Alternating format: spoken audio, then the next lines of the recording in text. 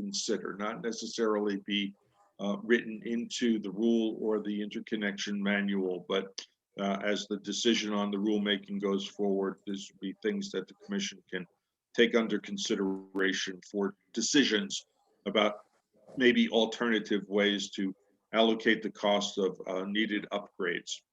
We'll have a break at 11 o'clock, then move into reporting from the two groups that were established in our last meeting, industry and utilities, on proposals on the technical issues. And this is the screening process and the issue of export capabilities from storage units, especially, and how they're thinking about that. And then we're going to turn it back again to Margie for an exercise using a tool called Miro Whiteboard. And we're going to start looking at some of the language that was prepared by a previous group, Adam Alvarez's group, that was doing the red line of the interconnection rule. And we'll just show you how this works with about half a dozen examples and see if that is the way that we can try and start reaching agreement about what language should go into the rule. And then I'm going to give a kind of a walkthrough with the IREC manual, just so that we can see what's in there, how it's structured, what else we might need to start working on right away. And then we'll probably form another group to start doing that, right? And get into the down and dirty of the manual upgrades and have open discussion and talk about next steps. So if there are any questions, this is a good time to raise them. I see a couple of people in chat. Is that Roberto Favela? No. Sorry, what was this? All right, if you have something that you need to say, please raise your hand. Oh, no. Is it? This is Arthur talking. I thought it was a mute. Sorry. Mute? No. Okay. I see Commissioner Hall's hand is raised. Yes. Arthur, I just wanted to thank the crowd again for being here and being so diligent and patient in doing this hard work. And we're really getting into the meat of things now. I'm excited about the topics that we're going to be covering. I won't be with you all day today, but I wanted to pop in and just thank folks again, because I know this isn't easy, and I feel that you're sort of like the unsung heroes of the interconnections for our futures. And, you know, you don't get the accolades that our staff or the commissioners get, but I'm going to see what I can do to change that, because I'm just so impressed with all the time and interest everybody devotes to this, and their thoughts and their concerns and their creativity. So I just really, once again, want to thank everybody for participating. It's very important for all of us. Thanks so much. Thank you. Okay, unless there's something else, I will turn it over to Margie. And some of you may not know, Margie Tatro has joined our team recently in order to help provide the support services for these meetings in particular, so that we don't all have to try and do three things at once. So Margie, I'm going to turn it over to you. If you could put yourself on video, that would be great. Otherwise, just share your screen with what you're going to be presenting. Great, thank you. And I apologize to everybody for the technical difficulties as we transition our process to some new roles here. So I'm Margie Tatro. I'm with Reineke Construction and helping the commission and staff facilitate and make sure that we're all as efficient as possible in this process. So thank you for your patience as we do a little transition. Let me just, if you can see my screen now, I want to introduce the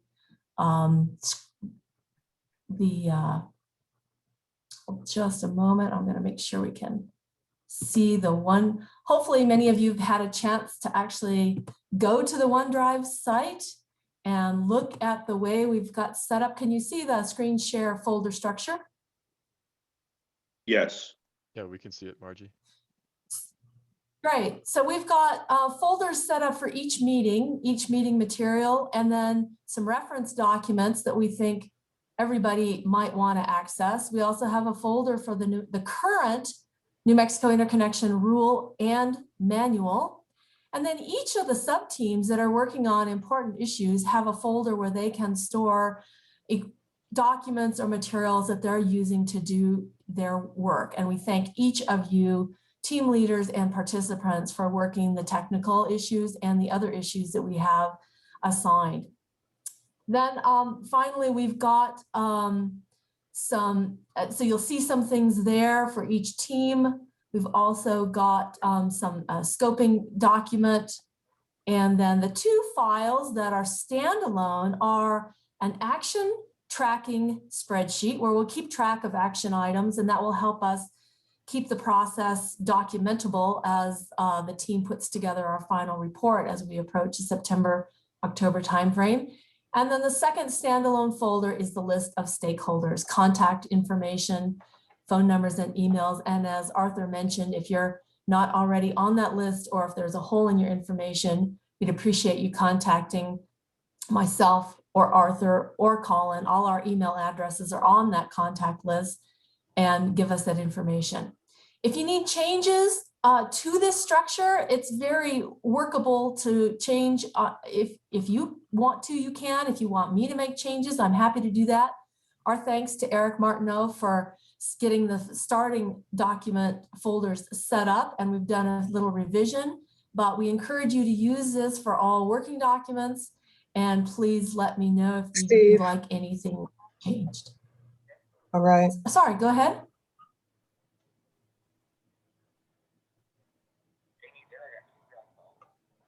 Yeah, if everybody Yes, can I'm mute themselves while they're, I hear somebody's on. Oh, it just meant I'm on a workshop right now for the interconnection rules, and I meant to send you, Kinzer, the latest stipulation from Brian Haverly. He's the attorney for Avangrid. And Hi, just whoever's talking, can you please mute yourself? We don't really need to hear your business. Terms that I put on the term sheet, the only thing that they were missing was the term of the agreement for the poll attachments. And great, that is very well. All right, sounds like they muted themselves. Sorry, continue, Margie.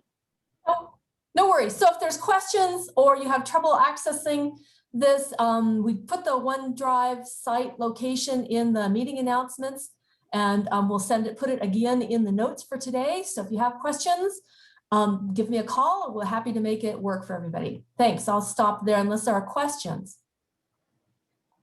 Maybe you can open up one of those folders, Margie, and just show like the one for today.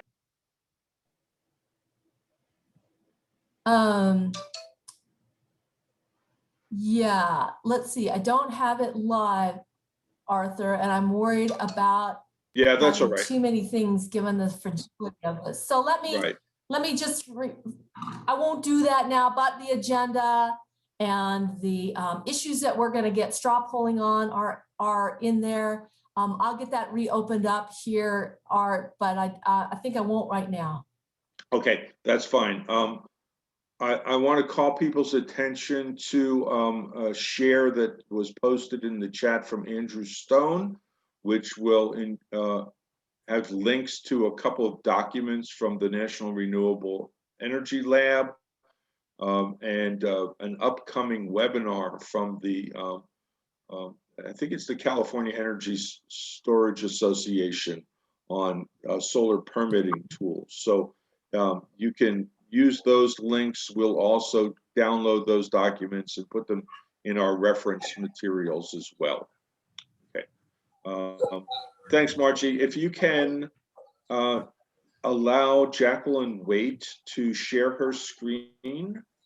Jacqueline is next up on the agenda, is going to talk about the discussions regarding the IREC model manual questions. And this is basically a starting point of where New Mexico is with regard to interconnection, and then we can have some discussion. Jacqueline, are you here? I'm here, Arthur. Good morning. Good morning. And Margie, can you have Jacqueline share her screen? Jacqueline, yep. She should be able to at this point. Okay, let me try it.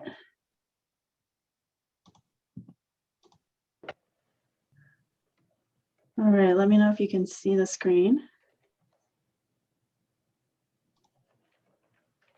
And you make it Yes. a little bigger. Bigger.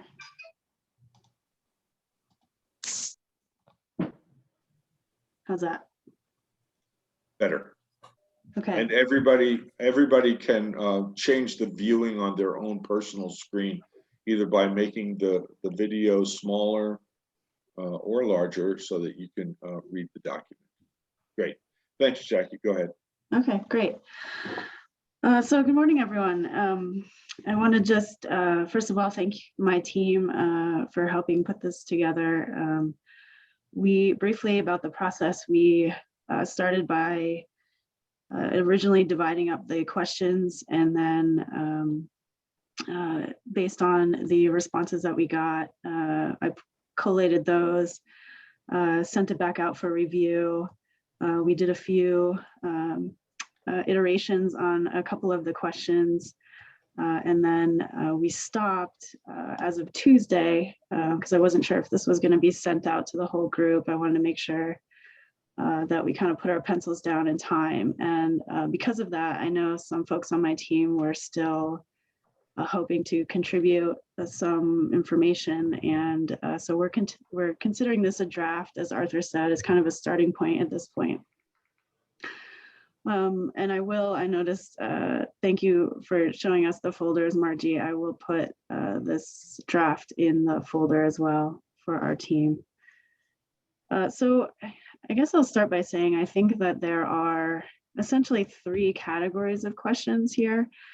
There are those that we can answer pretty easily by going to the existing manual and the existing rule. There is at least one question that the rule doesn't speak to, but it could.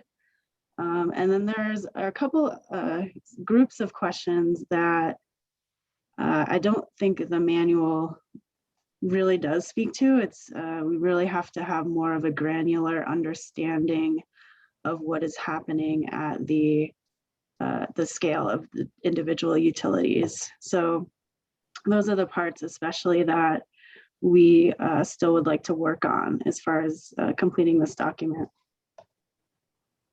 Okay, so the questions are broken up into several categories. So the first one is about applicability and eligibility. The question's asking, does the state have interconnection standards that apply uniformly to all utilities?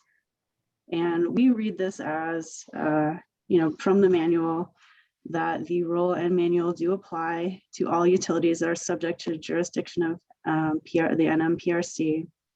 So that would include IOUs and rural cooperatives, but not municipally owned utilities. And then we are reading this as the fact that all covered utilities, so IOUs and co-ops, have an affirmative duty to apply the rule and the manual.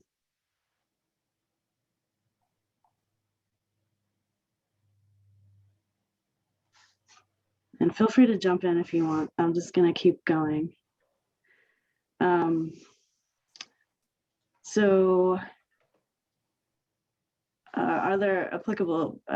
Are there standards applicable to all projects? Are there size or design limitations that may prevent projects from having a clear path to interconnection? The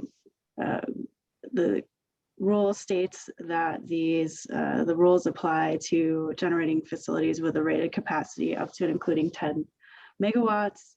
But we know through the screening process and also based on some of the presentations we got last week, that the size could potentially be limited, especially in screen 6 or in screen 4. And there's some interpretations of rated capacity.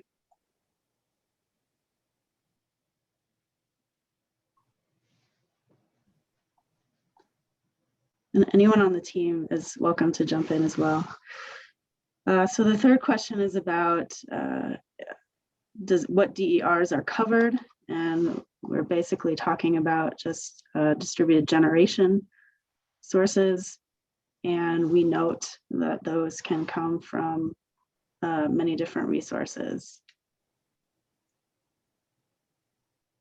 Jackie, I'll just note that battery storage or other storage facilities are not included in that list because the current rule doesn't contemplate them. And we'll just flag that because that's obviously going to be an important addition. Was there any other discussion about resources that might be on the horizon or beginning to make an appearance in the market that should be on our list? Shouldn't geothermal be on there?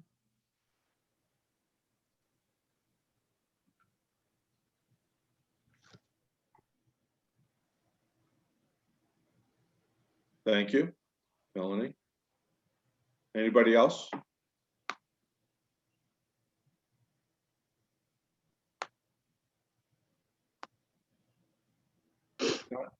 Then let's. What about hydrogen? You haven't mentioned that. Yeah, hydrogen, we hydrogen can too. add there. Yeah.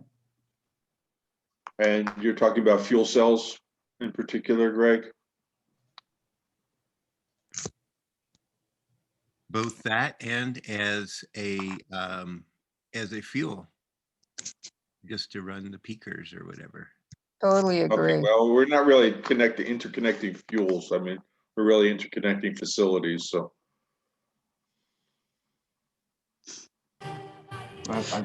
So to go back to the batteries, are we going to be adding the batteries later, or are we just saying that this is outside the scope of our work? No, definitely not outside the scope. I mean, what the red line team that was working on the rule definitely noted that energy storage should be included in the list, and so I'm just picking out a hole right now. Okay. Hey, this is Stephen Remsha. I think Rule 21 has had some additions for DC to DC converters. You know, Sunrun definitely doesn't have any of those systems, but there's been some industry interest there. And the other thing is EVs. You know, Rule 21 now does have allowances for EV interconnection use case, but it's not an exporting use case, which would evolve in the future too. So just raising that, you know, there may be an EV use case, but not the primary driver right now. Okay, I'm sorry, that's vehicle to grid EV charging, right? Okay. Yeah, there's an existing use case within Rule 21 to interconnect. I'd have to go dig up that specific use case. It is a little limited. They're still working for vehicle injections to the grid. It's probably just vehicle. I'm sorry, I'm talking a little bit outside of my knowledge experience, but there are new interconnection allowances for EVs that will continue to expand in California. So I don't know if we want to consider that as a technology. Well, it's on our list for further discussion in the second phase of this whole process, but we don't want to do anything that's going to prevent contemplation of new technologies as they come into the market. And Steve, if you could just give everybody, maybe we're not so familiar with DC to DC conversion, you can just very briefly describe what that is. Yeah, and I'm not an expert on it either. I mean, I think these are more kind of like a DC coupled battery system. I think these are more DC coupled end use products that can offset customer demand that was originally on the grid. I'm not familiar with what products may be out there, but I believe that's the intent of that market segment. So Okay. I can add to that a little bit. It may be DC to DC converters, or it may be the whole DC distribution within private residences or within commercial buildings. So just like Steve was saying, there may be DC coupled rail that does not need to have conversion to AC at all. And if you have multiple sources and multiple sinks at DC level, then this could be all connected to one DC rail that later is inverted as one big unit. So we could potentially add this into future topics. I'll leave this up to you. Okay, so it sounds like at least each DER device does not have an inverter in and of itself, but there may be an inverter at the point of connection with the utility. Okay, Right. we'll look into some way of exploring that a little bit further. Anyone else? Interconnection. Wade, interconnection? Yeah, well, that's what we're talking about here. Okay, Jackie? Thanks for. Thanks, Arthur. I was just, as a point of reference here, should I be developing and building out this section with the suggestions that have been made, or is this really to cover what currently exists? This is to cover what currently exists, and we're having this conversation in order to fill it out. So Okay. we're taking notes, right? So you'll see this reflected in the meeting summary. Okay. Get together and do that. Right now, essentially answering these questions is what is the current state of things, right? Okay. And we can see some obvious holes that we have to address. Great, thank you. Okay, so number 4, like you mentioned, is energy storage explicitly addressed, and it's not. So that's one of the holes. The second section is called system size and review process. And I think this is kind of the most straightforward section, or one of them. Size limit. So we're basically pulling the answers directly from the manual for these questions. You know, there are a couple of disclaimers throughout the answers, which maybe are worth a bit of a discussion. I'm not sure, but like I said, these are, I think, some of the more straightforward questions and answers.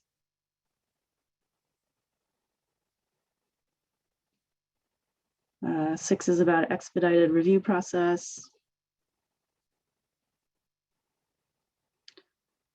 7 is the option for fast track for larger DERs.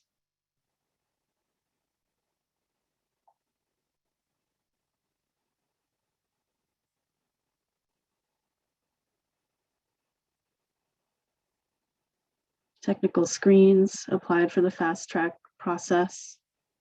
And we just pull those screens.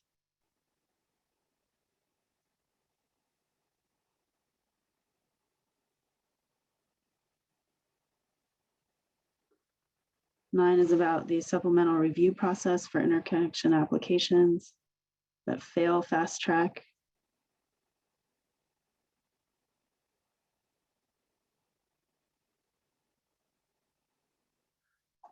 The next section, I think, is one of those areas where it's a little bit hard to answer from a kind of a state level. I think that we, in this front part of the answer, I just kind of review where in the manual there are turnaround times listed. So where the actual timelines are listed, the different sections for the different processes.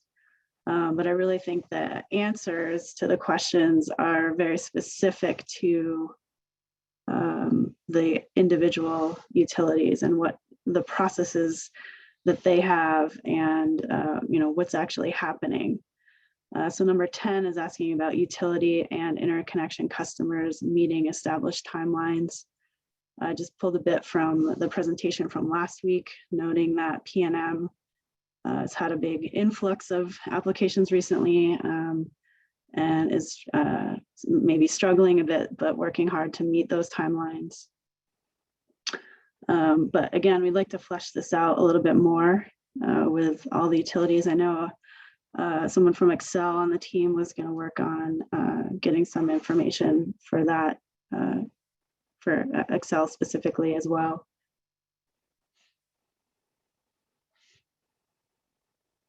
Methods, tools in place to improve timelines. We just noted about PNM processing electronic applications and tracking those. Explicit processes to clear projects from the interconnection queue. Again, I think we need a little bit more insight into the individual utility processes and timelines for construction of upgrades or meter installs as well. Let's just hold there. I'll just reiterate that our goal is really to find that balance between standardizing the terms and conditions for interconnection and providing some flexibility where necessary. And I'll just point out that we certainly heard a request for flexibility from especially the rural cooperatives that may not have big engineering staff or even any engineering staff in dealing with both the timelines for interconnection and some of the technical reviews. So I'm just pointing out that we have that in our minds, and we're keeping that as one of the considerations that we will need to try and find some balance for. Thanks, Jacqueline. Continue. Yeah, thanks, Arthur. And I did highlight, there are some extensions built in for small utilities. We talked a little bit last time about co-ops using consultants and how that adds to the process. So yeah, I agree. I think that balance has to be struck, right, between standardization and flexibility.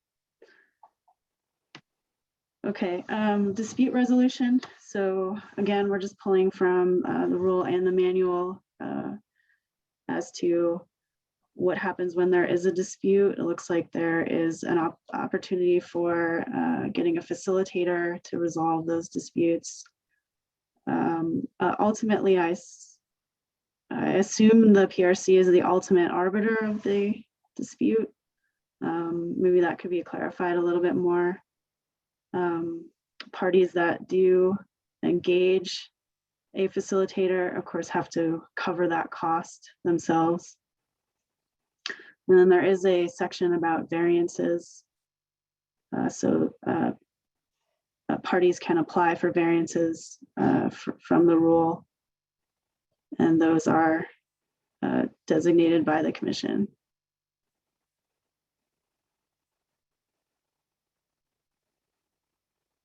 Okay, and then the next, these are just the last two questions, 15 and 16.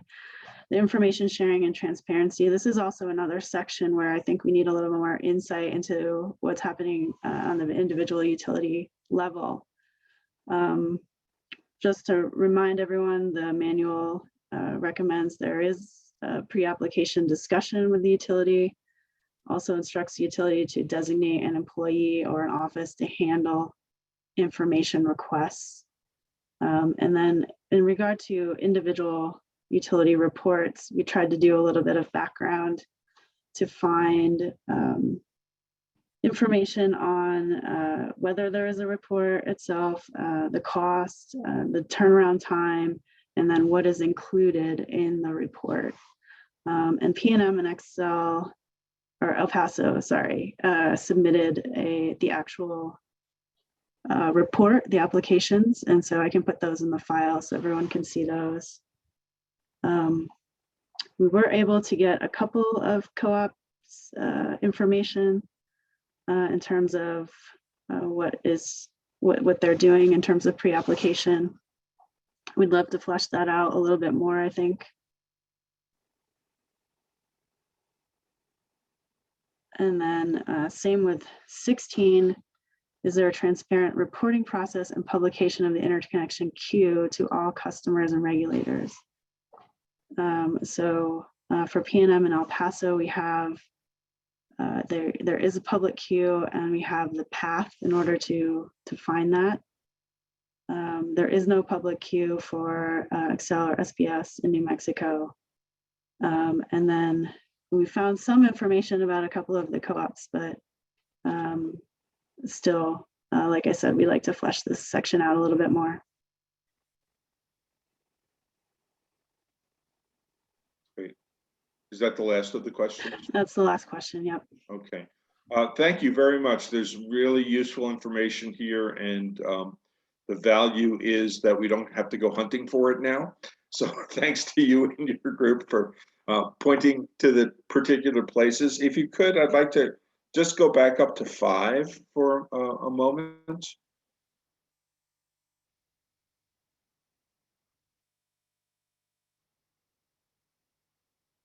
And yes, thank you. And just to note that, again, that this is drawn from the current language, and almost everything is subject to discussion and change. And I'll just point out, for instance, that we were talking last time that several jurisdictions have changed the thresholds for the specific studies, the types of processing from simplified, fast track, or supplemental reviews. And it seems that many jurisdictions are moving to 20 kW or 25 kW. So that will certainly be an issue for trying to reach some kind of agreement on an appropriate level, whether 10 kW is something that we should hold on to or to move to another. Similarly, at least is my reading that the next several areas, 5, 6, 7, 8, 9, that deal with the expedited review process, fast track, technical screens, and the supplemental review are exactly the kinds of issues that we'll be hearing some more discussion about later on after the break in terms of the technical components that we're going to be trying to work in there. So I don't want to have a deep discussion about that now and reserve it for when we hear from the utilities and from the industry representatives a little bit later on. But if anybody has something that they've noticed in here that they would really like to flag for further discussion or review, would be helpful. And these are the issues related to expedited processes, fast track, technical screens, supplemental review for applications that fail the fast track.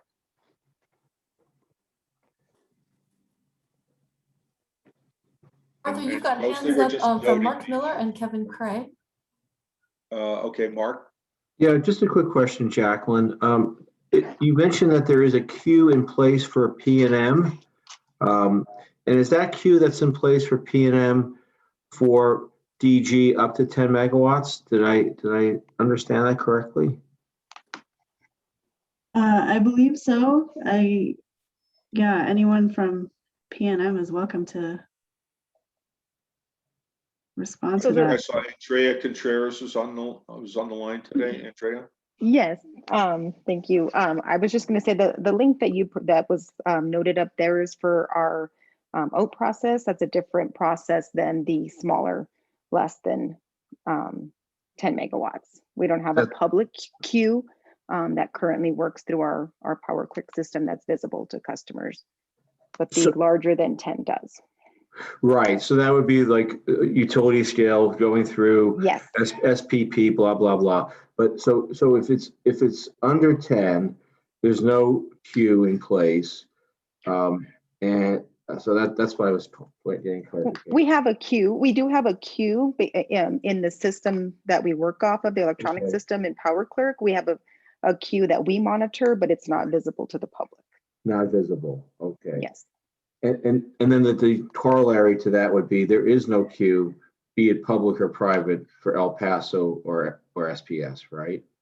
That's what I'm hearing, Jacqueline, I believe.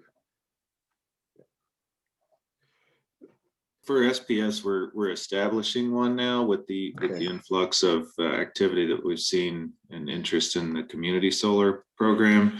It's right now it's an internal queue that we're keeping track of applications as they come. But prior to this, we've just been processing them as they come in, and we haven't had any backlog of smaller applications.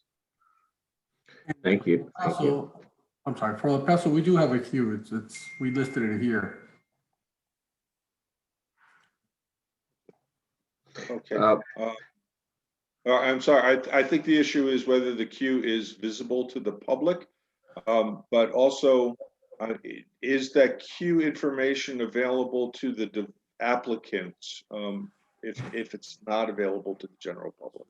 So this is similar to the P&M. This is our out queue and our utility size facilities. Now, EPE does have a process workflow where they know exactly when every single one of the applicants come in, but that is not available to the public. Do we have is there a line of sight presently for all 3 IOUs as to what is in the queue for DG? We're not talking 25 kW, typically in that 1 megawatt to 5 megawatt range, as one prepares for community solar is really the intent of the question. For El Paso, we're preparing the queue as we just started receiving applications, and we're going to be posting them as we enter into study agreements with the submitters. Okay, thank you. Prior to this community solar, we didn't have any project in the distribution at utility size level, so there was no need for a queue back before. I'll ask the same question of P&M and XL, please. For P&M, it would currently be the same queue. We do have applications coming in. They would be identified there in that same queue for community solar. They are trying to establish a potential different queue, but because there isn't too much clarification in rules yet, but it would be within that same queue. Do we have any sense on either of the 3 utilities, what is in that queue that would be presumably for community solar in aggregate? Yeah, Mark, if we can take that offline, that's getting a little bit beyond where we are right now. Okay, thank you. Thank you. Kevin Craig, did you have your hand up? I did, thanks, Arthur. One thing I just wanted to flag in regards to some of those thresholds and in regards to community solar is just there might be reason to consider adjusting some of those thresholds just so they align with that new community solar program that'll be launching next year, having kind of 5 megawatt project sizes. So just identifying that there might be an opportunity to align the interconnection threshold with that pending program around a 5 megawatt size threshold versus the 2 megawatt size threshold. That's just what I wanted to flag there. Okay, I will put that down in the category of areas in which there should be an alignment between the interconnection policies and the rulemaking that is pending for community solar, and figure out where that should get handled. But certainly, it's an issue to be dealt with in the future. Okay, I'm just going to point out it's now 10:15, and that's the time that we had allotted for this. I did want to just add another minute of request. Has anybody actually dealt with a dispute resolution in New Mexico? Has anybody gone through the process that's enunciated in the interconnection manual in terms of turning to the commission and having a mediator appointed? Any of the utilities have that in your institutional memory?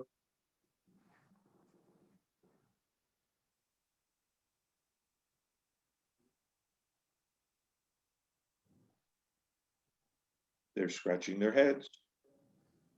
No one can remember this. Okay. So just for people who have been active in other jurisdictions, does anybody have a brief alternative way of doing dispute resolution that they might raise at this time that we can look into further?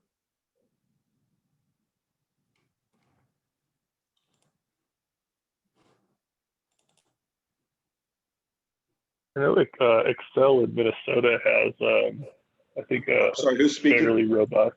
Oh, this is Kevin Craig. Sorry, Arthur. I know Excel in Minnesota has I believe, a fairly robust and reasonably well utilized dispute resolution process. So maybe they could could kind of highlight some of the aspects of that for the group at some point in the future. Okay. All right. That's something that we'll probably ask for a small group to look into and maybe prepare another options. So I'll put that on my list for returning to that. Good. Okay. Jackie, before we thank you and for this work, what specific areas might this group like to get some further input from the bigger group on as you fill in what you perceive as where you'd still like to work on this document? Yeah, so clearly I need to, we need to clean up this section a little bit and get some, put some more clarifying language around the queue and the public access. So those of you representing any of the utilities or co-ops, that would be useful information. And then really the other, really just if anyone, everyone could just review the other questions, especially if you have direct experience with the process, just to make sure that we are, you know, it's clear. We can pull from the rules, but it might be helpful to have a little more insight about what's actually happening on the ground. Okay, this seems that it might benefit if Mark Miller could just write up the questions that you have for the status from the utilities, and then send them to Jackie, and she can share them in her group and try and get answers for that. And then that'll go into the next iteration of this document. Does that work? I unmute myself. Sure, I will happily do so. Thank you. Okay, yeah. And then really the same is true for anybody else. If as you review this, there's an unanswered question, and again, remember what this is. This is a document that is pulling together what the current state as enunciated in the manual and the rule are. Where we're going is where we want to go in the future. So highlighting areas that you think really need some more investigation or, you know, kind of like a major decision would be useful. But in and of itself, I find this to be a very helpful document at this point. So thank you very much, Jacqueline. Thank you to the folks that worked with her, and we look forward to the next iteration of this. Okay.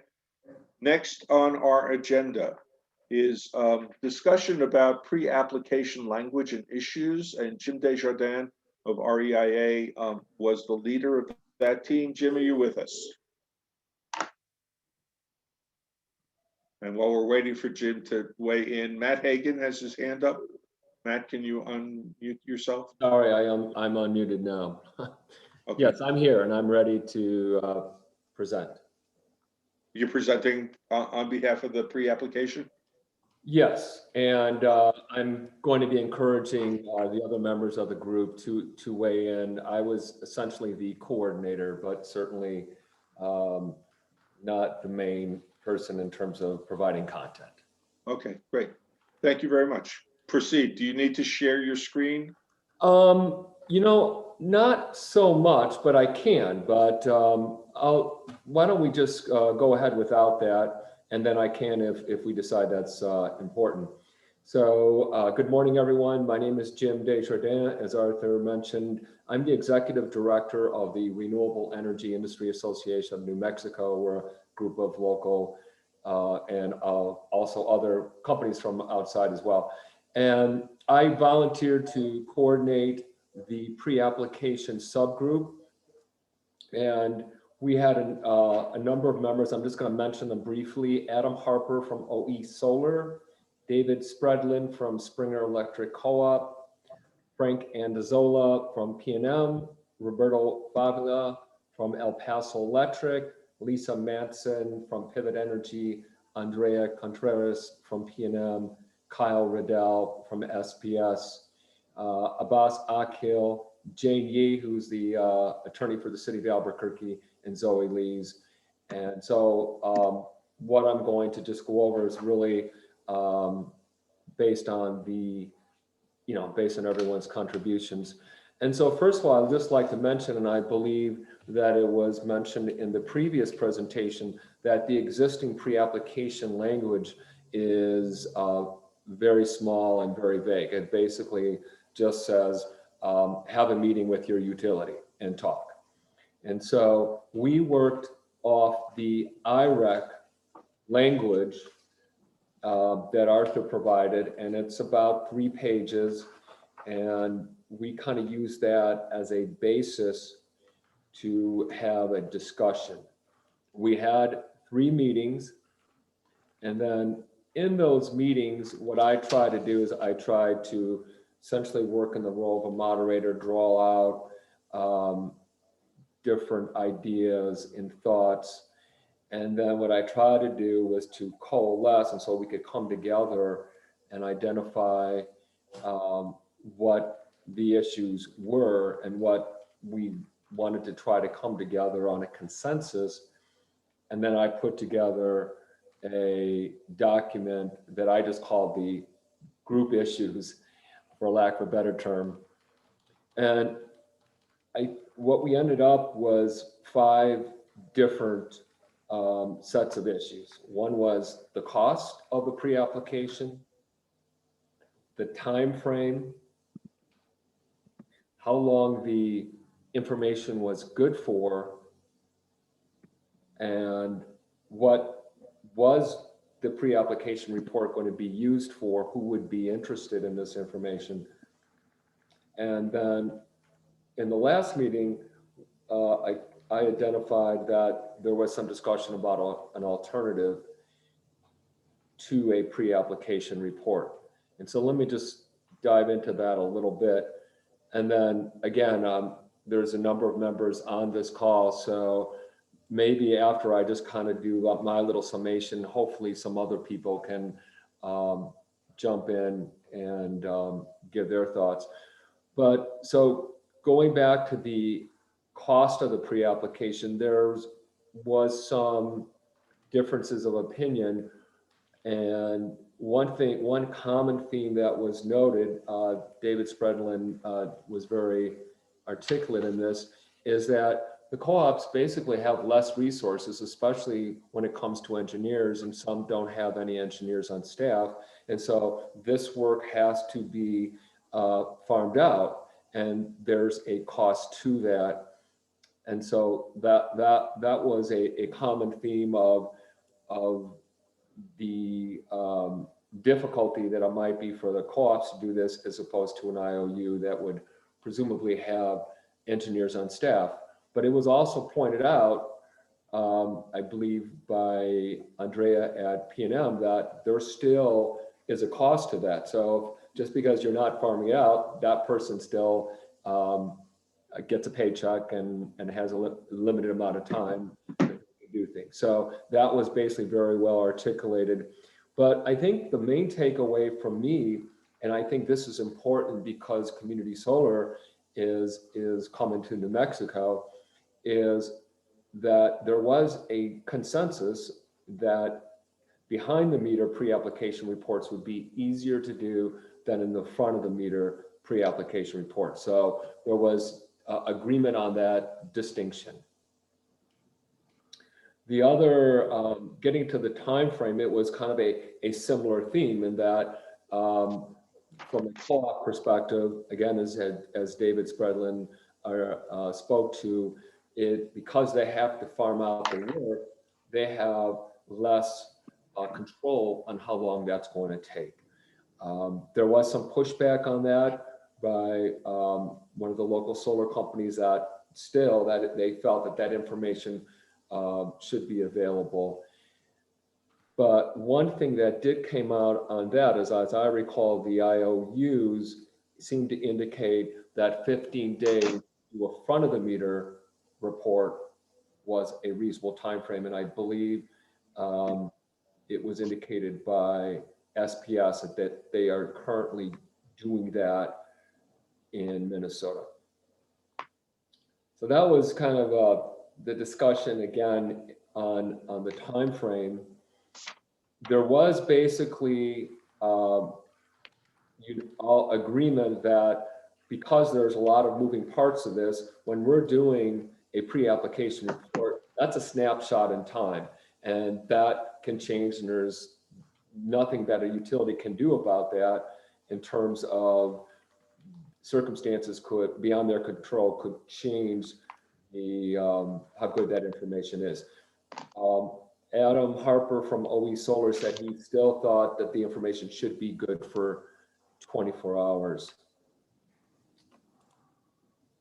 In terms of the use of the pre-application report, it was pretty much a consensus that this is not used for smaller residential systems currently, but that there could be use for that in the future.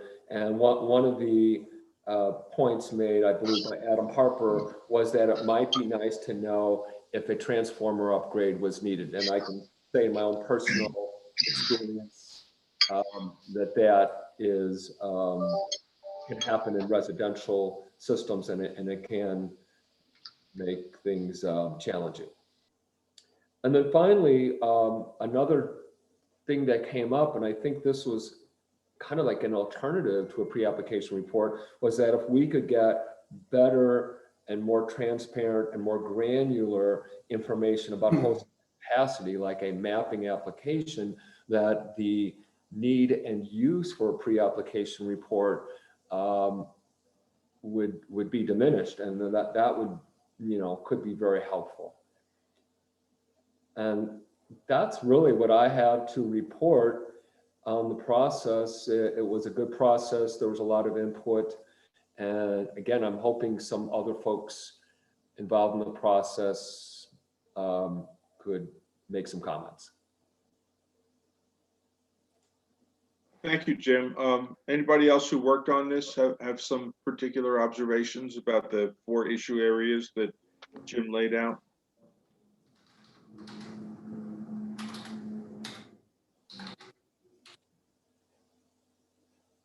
Okay, Jim, let me ask you this.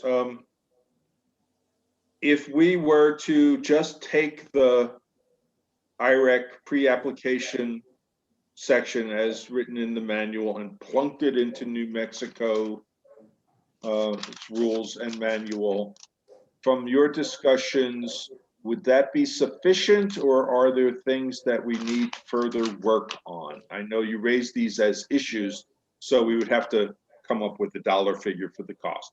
We'd have to have timeframes that are appropriate, right? So, but those are like insertions. Overall, the structure and the direction of the pre-application section, does it make sense to your group that that's what we should be thinking about doing? Well, just from my perspective and what I heard, there wasn't really much disagreement on, I don't like this part or this part has to go. I think it was more, the discussion was really more on cost and how long it would take. It was mentioned though that, and I think this is intuitively makes sense, that the more information you provide, the longer it's going to take, the more cost involved. But one takeaway is I had, and this came out in our 3rd meeting, was that there probably should be a differentiation for front of the meter and behind the meter. In both time, well, certainly in terms of cost, that was definitely articulated, but also probably in terms of time. Does anybody in the group want to weigh in on that particular issue? Well, we got this is Kyle with the SPS. Oh, nothing, just fucking in a stupid ass Zoom meeting. Yo. 18 billion people. Yo. Adam, right. Put yourself on mute. Hold on, I don't know if they're calling me. Yes, put yourself on mute, Adam. Sorry about Thank that. you. Will yeah, now we know. All right, I'm sorry. we were hearing from Kyle Riddell. Yeah, sorry about that. Or the only thing I wanted to mention on that piece was that on the time that it takes for pre-applications, of course, the more data that we provide, the more time it would take. And I just wanted to raise the point that I've got the same team that would be working on pre-application requests as would also be processing the interconnection studies. And so, you know, a give and take on both sides of that. You know, if we're rushing to get pre-applications in a short amount of time, that may make it harder to meet a short timeline on the interconnection studies themselves. Okay, I think that the hope and expectation is that by having a pre-application review or process, you can sort better and kind of move people along in a possible queue. Not that everybody has a queue, but that would be the hope for this process. Not more work, but more efficient work.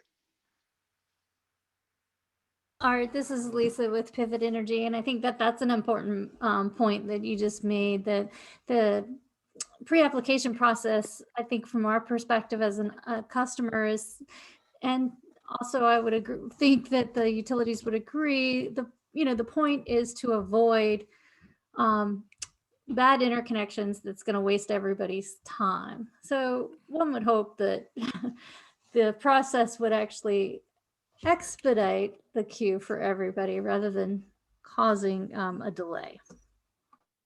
Okay. Thank you, Lisa. All right, I have 3 hands raised. Mark Miller has had his hand raised for a while. Mark, is this something? No, Arthur, my bad. I've got to take my hand down. Thank you. Thank you. Kevin Cray. Thanks, Arthur. One thing I wanted to point out that I think has been really successful in Excel Colorado service territory is the ability in a residential situation for an installer to call or send an email into Excel and request a simple transformer check. And so it's far less than a full-on pre-application study, and it's really just looking at that individual transformer that the customer is interconnected to and just letting them know whether that would need to be updated based on the proposed system size. So it's a very light touch, very quick review. And I think that's really helped the rooftop and residential industry kind of mitigate some of those challenges going forward and have a really good customer experience, so people kind of know what to expect before they get into the formal application process. So just something I want to throw out for consideration. Okay, that might be a good idea. Anybody from the utilities see a problem with that, and that we might be able to work that into part of the process? And this would be especially, I think, from the rural co-ops that might have a hard time putting that into their workload.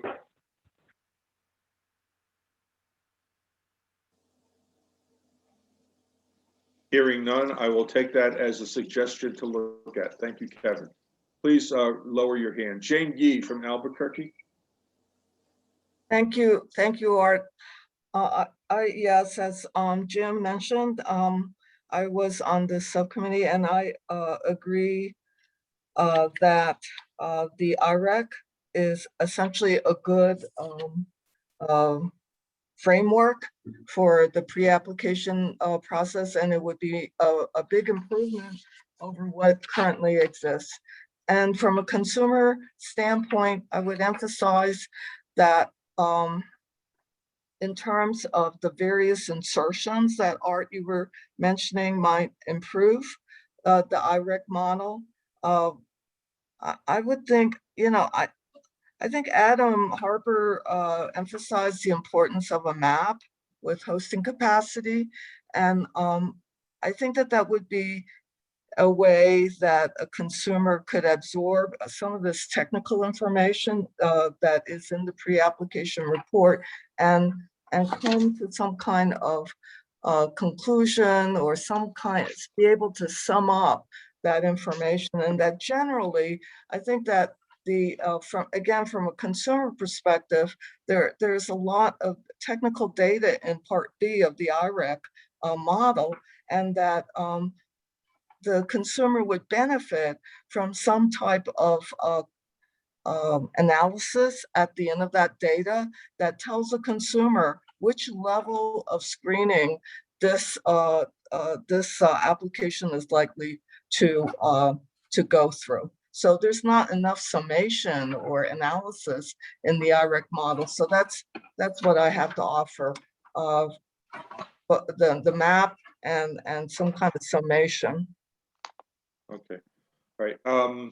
I'll just say that do not underestimate the amount of work it takes to get a good working map with up-to-date information that really portrays hosting capacity. It is a goal, and I think that it's certainly an area that Eric Martineau's groups should be looking at and will be looking at. It may not be something that we can really accommodate in this phase of the rulemaking process, but it's certainly something that we want to work towards. And again, it's taken California years to try and figure out the hosting capacity issue. Of course, their utility networks are far more complicated with a hell of a lot more circuits. But you know, that's the direction that we're moving in. So it's a point well taken. And I'll also write down that you feel that what IREC has doesn't necessarily provide enough information for the applicant. So we'll try and figure out ways to add to that. Tom Key had his hand up. Yeah, Art, thanks. Yeah, Tom Key from EPRI, talked to you folks at the last meeting.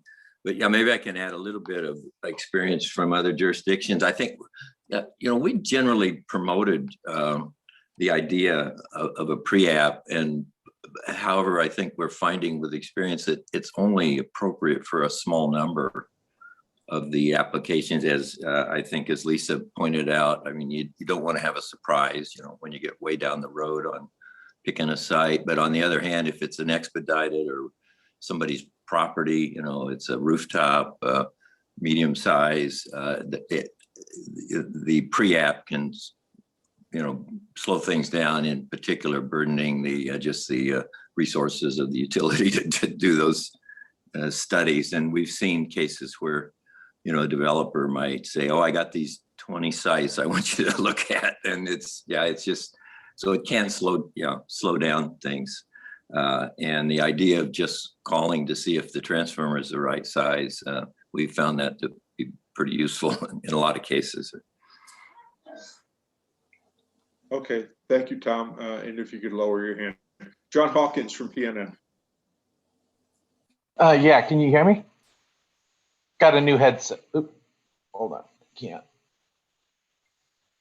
Hello, can you hear me? Yes, go ahead. Hear you. Okay, yeah, I got a new headset, so I'm still learning how to use it. Apologize. I just wanted to basically kind of second what you had just said, Arthur. Please recall, I mean, we don't have advanced metering. We don't have any of this automation that can really tell us what some of these loads and things are on transformers necessarily. It's often that's done in real time. You know, we'll go in and we'll pull billing data and things like that to try to get those things as the studies are being done. So, and also the back office integration to be able to provide those things quickly or on an automated map or things like that. We just haven't been able to get to that level of automation on our system. And so, as you said, that might slow things down, right, in the meantime, until we can get to some of that automation that would allow us to do some of that in the way that's being discussed on the call.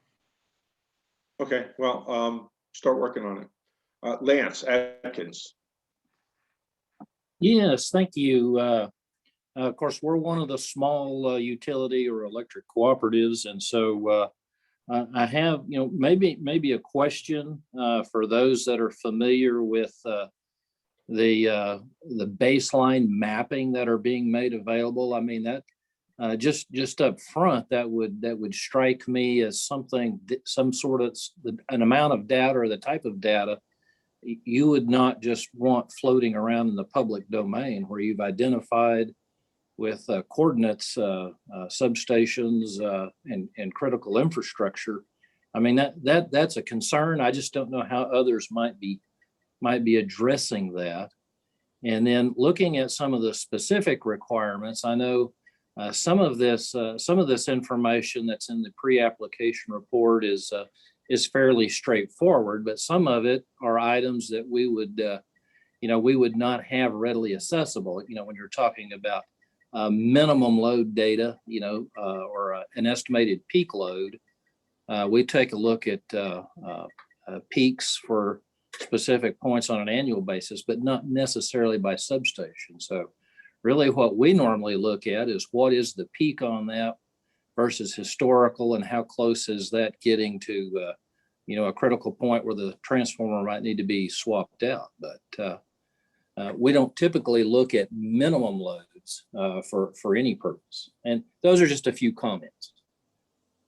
Okay, Lance, were you participating in the group? I believe Dave Spradlin is participating in Okay. that group for the He's co-op. been active. Okay, just make sure that those points are conveyed to the group, and they'll write it in to what they present to us after they're finished their deliberations, because they are important issues. I think that, again, we have to find the level of precision in information that's absolutely necessary.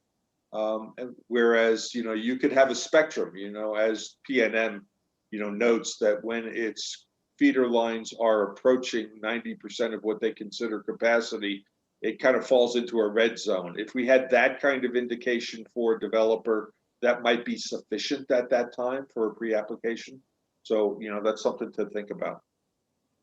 Well, and I appreciate that. It's the IREC model is specific, and it says that you need only include pre-existing data. And I'm just pointing out that's not pre-existing data we would have. And so Yeah. I just want to make sure that, we all have reasonable expectations on what we're going to be able to do. And I don't know if somebody else is on that could make the comment about the mapping. I mean, I've got concerns about something that specifically identifies to anybody that's interested in looking. If you want to damage our system, here's the GPS coordinates for those locations. That seems Well, problematic. I mean, that kind of information is not public, but it should be available at some level. And there are non-disclosure agreements that have to be signed, and that's the state of the art right now. I will also point out that while this interconnection policy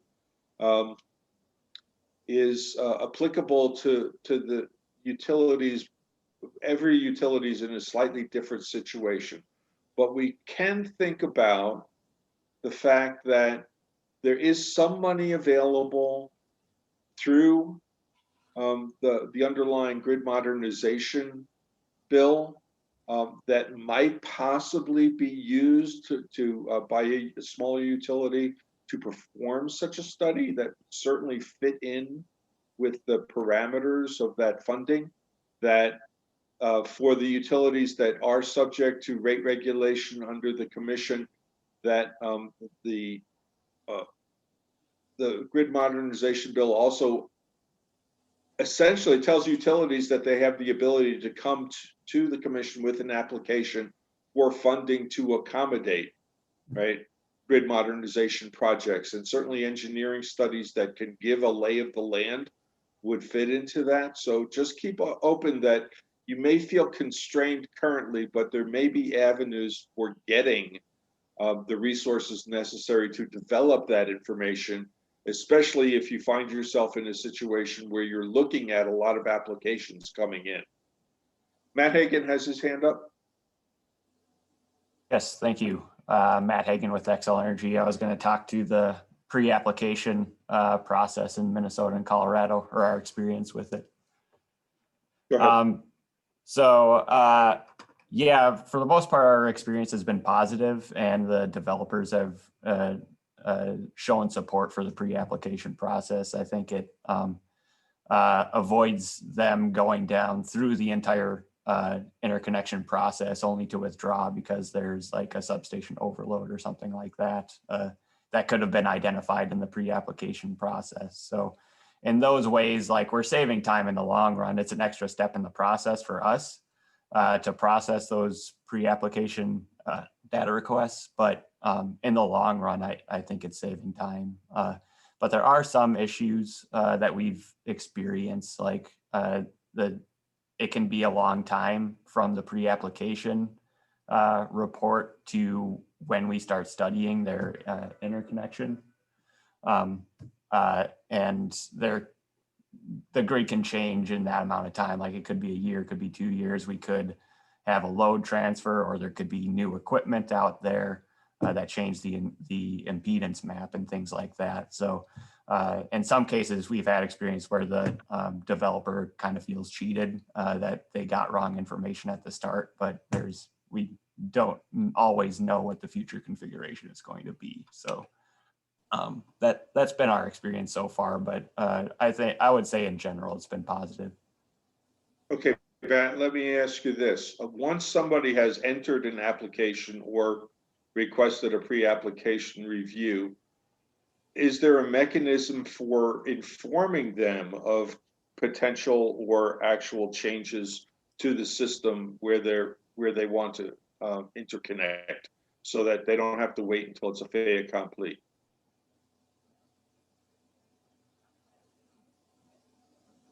I guess I don't understand the question. Okay, so I'm a developer. I've come to you and I've entered a pre-application review, and we're not quite ready to begin the engineering studies that are indicated by it. So there's a time lag. There's 6 months. There's 9 months, something like that. During that period, if something changed on the system, do you have a mechanism for informing the applicant that, oh, hey, we've got this change coming up, or, so that it's not a surprise? I see what you're saying. I'd have to confirm, but I think it's actually a notice that we give the customer that these results are only good for valid for a certain amount of time. Yeah, that's a disclaimer. That's not real information. Yeah, but like if the system changes, we don't have a mechanism to go back to those previous pre-application reports and update them, because we have so many and the system changes so often. It would be like herding cats to do it. Okay, well, New Mexico doesn't have quite as many applications, but that might be something to consider. Okay. Jim, I think that you were looking to.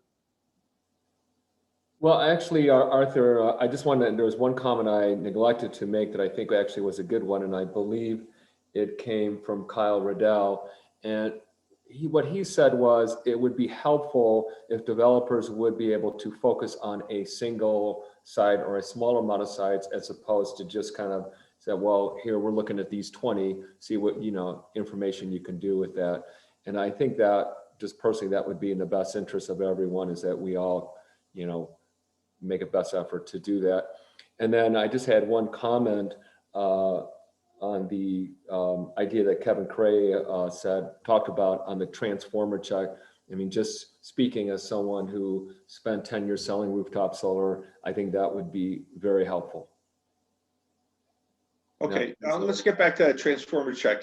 What's involved in that? What is necessary, and is that something that would in any way put a kind of like an unreasonable barrier towards understanding your prospects?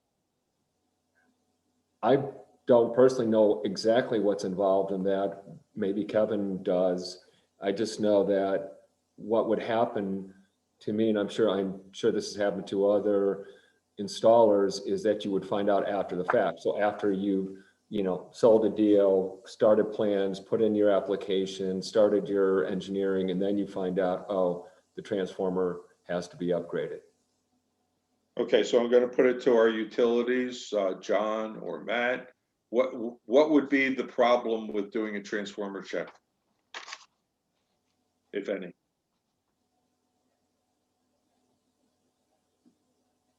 Were you talking about on the pre-application, the transformer check along with? Yeah, somebody suggested that is a quick and easy. So P&M currently doesn't map services. So when we do our transformer checks, when we do our full screening, we actually have to verify all of the services that are coming off transformers. Sometimes we have to send for an inspector out to go verify that. So it does take time. It's not something that we can just look at the transformer and pull that data. But in your estimation, would that be something that, again, we're essentially triaging applications, right, to decide what needs more insight, more review, possibly upgrades? Is this something that could Right. help that triage? It could, and like you said, our concern is that we've got such a high volume of application. We could screen that, look at that transformer, and then the next person over that's screening an actual application just approve 2 installations on that same transformer. So when that applicant comes in, puts in that, and we thought it was an okay without a transformer upgrade, now requires a transformer upgrade. Okay, so it's 'Cause the it's lag time is really the Yes. issue. Okay. This is Olga. If I may add, in case there are concerns about transformer overloading, the next step might be that same hosting capacity study. So this discussion about transformer upgrade ties into capacity study. So in case there is a transformer upgrade required by traditional metrics, it may be possible to avoid that or alleviate that if a hosting capacity is performed. And of course, that would be a next additional time requirement. So I'm just throwing this out that may need to be connected somehow. Okay. All right. Again, I'll repeat the lesson that Jim pointed out is that we're really talking about, we may have a system that allows much smaller household, small commercial projects to move forward quickly without the necessity for this. But as applications for projects get larger in size, and especially looking down the road towards potential community solar applications, which might be 2 to 5 megawatts in size, this whole technical review is going to be far more important given the current state of the circuitry and the network. So, we'll keep that in mind and try and find that balance so that the smaller units that really won't be posing problems, if they have power controls, if they have an inverter, if they have whatever is necessary, can move forward without being subjected to a lot of delay on this, but to give the proper attention to larger facilities that may have a greater impact on the system. Is everybody with me on that? I see some nodding heads. Okay, I'm going to turn it back to Jim, and based on what you've heard in terms of the conversation, what else does your group need to do to finalize a sense of this is what we might recommend in terms of using pre-application language from IREC, and which are the areas that need more discussion and or a decision as to the specific inputs? Good question, Arthur. And I think we're may have gone as far as we can in terms of getting a consensus. We can work more to get, more specifics. But this is where we're at after 3 meetings. And I don't know if we're going to get much closer. Okay. So do you feel comfortable saying that you would recommend that we consider the IREC language with certain insertions that are highlighted? I would feel comfortable with that. Okay, can your group meet again and then decide what to highlight? And then next time, give us that document? Yes. Great. All right. Anybody else? We're coming up on a break in just about 4 minutes. Anybody else have anything on what we've been talking about? Looking in the chat.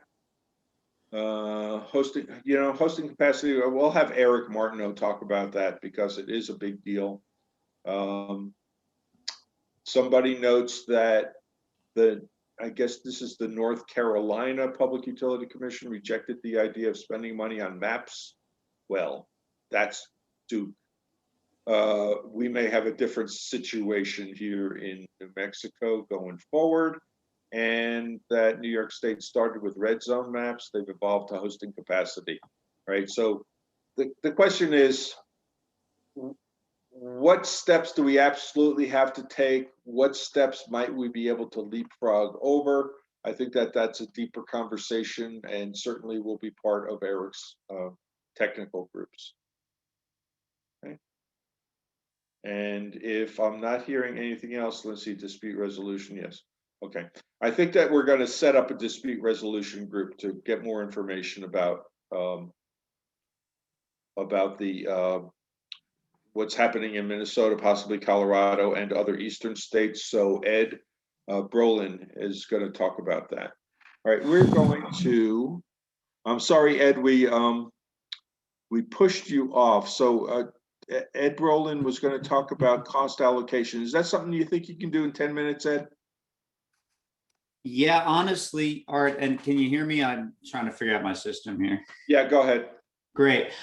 Yeah, so honestly, Art, as you know, we're kind of a little further back than some of the other groups. We only had our kickoff meeting the other day, given to scheduling. Obviously, ours is a little bit less urgent than some of the other work, but we did have our kickoff, and I think we had a good opening discussion.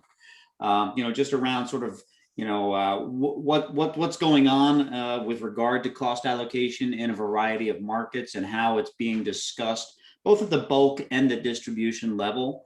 So we talked a bit about sort of what's done at the transmission system, and then at the distribution system, how historically it has been just that cost causation rules the day, and maybe the reasons why we need to think about other solutions. So I think that the first thing that some states that realized that it maybe wasn't the best way to approach it at the distribution system and implemented what I'd refer to as cost sharing 1.0, first in New York and then in Massachusetts and then in other states.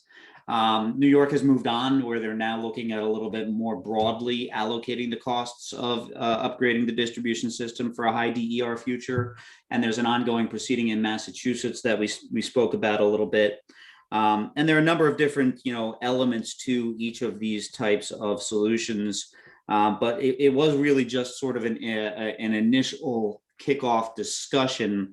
And I think it was a good one where a number of areas of inquiry were identified. So we're going to look to set up a fortnightly meeting and just continue the process of bringing in examples from other areas, trying to figure out what we believe might be applicable to New Mexico in the immediate or medium or long term, recognizing that there are important differences between jurisdictions. But I think one of the things that we were hoping to get from the larger group and from you, Arthur, is just a sense of direction. I know you had sort of challenged the collective to think big and think innovatively in terms of what we think is the best path forward for New Mexico. But there were, and I think it's echoing some of the things that we're hearing in some of these other areas on the call, there were some concerns with regard to the capacity of some of the smaller cooperative utilities and what they can do. And I think we need to recognize that, when we're talking about cost allocation, there's probably going to need to be a bifurcation between the larger IOUs and those smaller entities. But I guess, just I wanted to get a sense of direction from you and the team with regard to sort of what you're looking for in terms of a work product and or timing. Again, we just had our kickoff on Wednesday, or I guess it was Tuesday. So just trying to figure out how we should figure out our cadence going forward. Okay. All right. I guess that I'm looking at an end product from your particular team, which is what I'm calling an options paper, which is this is the current state, right? This is the cost causation rule. This is some ideas drawn from other states. You don't have to go into elaborate detail about the process used in other states to come up with those ideas, but 3 or 4 options and how they might come into play. I think that really how we're going to handle it in the language of the rule is that cost causation is the rule unless the commission decides otherwise, right? And that gives a lot of latitude. And we might think about it in terms of maybe scenarios. Here's a community solar project that has 100% low income participation. And unfortunately, the cost of upgrade necessary is going to scuttle the financing ability, right? What are the options that could deal with that? Or here's a commercial application in which maybe cost causation remains the responsibility of the customer. right? Stuff like that. And it doesn't have to be too long, you know, I'm seeing 5 or 6 pages, maybe 10 at most, if you want to put in references, that just lays out for the commission how to think about situations that might appear in the future. Does that make sense? That not only makes sense, but is very helpful. So I think that, you know, we've got a good group that's highly engaged on this, and we'll continue to move the ball forward with that as our goal. Okay, great. It is now 11:03, and so I'm going to declare a break, and then we're going to come back at 11:15 and turn it over to Eric Martineau for a discussion of the technical issues from the utilities and the industry representatives who've been working on some of these things. And then after that, Margie is going to lead us through an exercise that'll take us through 12:30. Okay, so we're going to hold and see you in 12 minutes.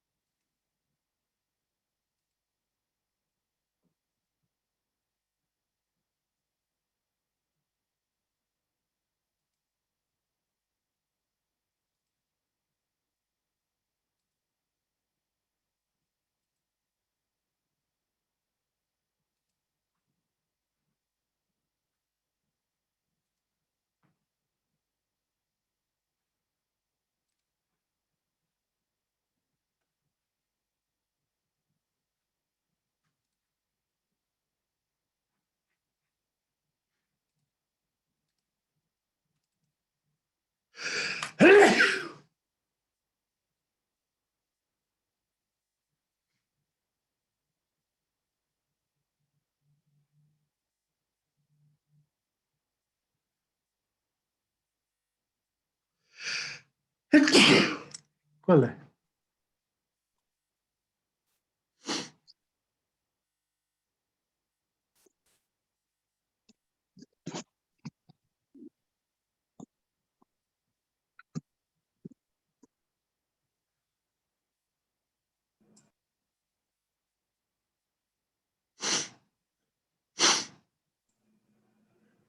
Curtis, you're not on mute. Sorry.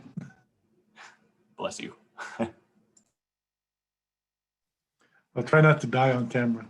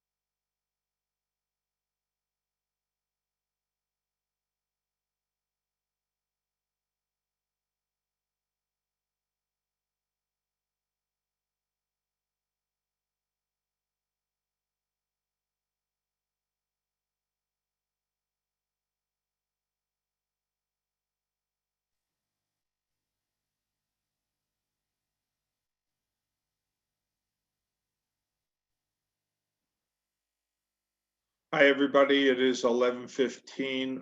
We'll give it a minute and then I'll turn it over to Eric for the next portion of the discussion. And Margie, are you still with us? I know that you had to change platforms.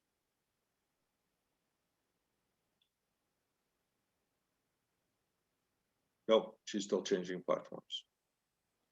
Okay. Eric, do you have anything that you need to share the screen for? Yeah, I will be sharing my screen if you could make sure I can do that. Yeah, Margie, could you let Eric share his screen and then we'll begin. Thank you all very much for coming back in a timely fashion. We're moving into the next set.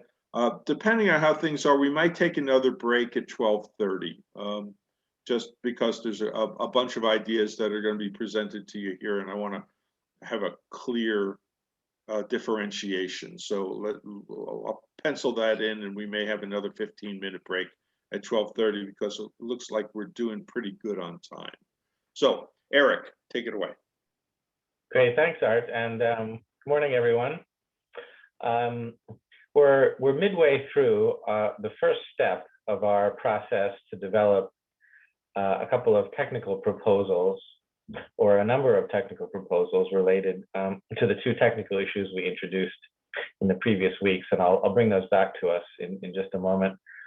So right now we're going to hear in the next half hour from the two groups that are working on those proposals that are due on May 19th, so we're halfway through that initial process. And I've just asked them to give us an update on the status, what progress they've made, who's in their group, if they have any questions for us, for the working group as a whole, maybe in terms of any points or unresolved things that others could help with, or just how they're employing the experience that we talked about last time and two weeks ago from other states and the technical experience. And if they want to share anything else with us so far in terms of this process. So first we'll hear from Sarah Birmingham, the Solar Energy Industry Association, and then Zoe Lees from SPS. But before we do, just to bring back what the technical issues are and our proposal process, let me share my screen here.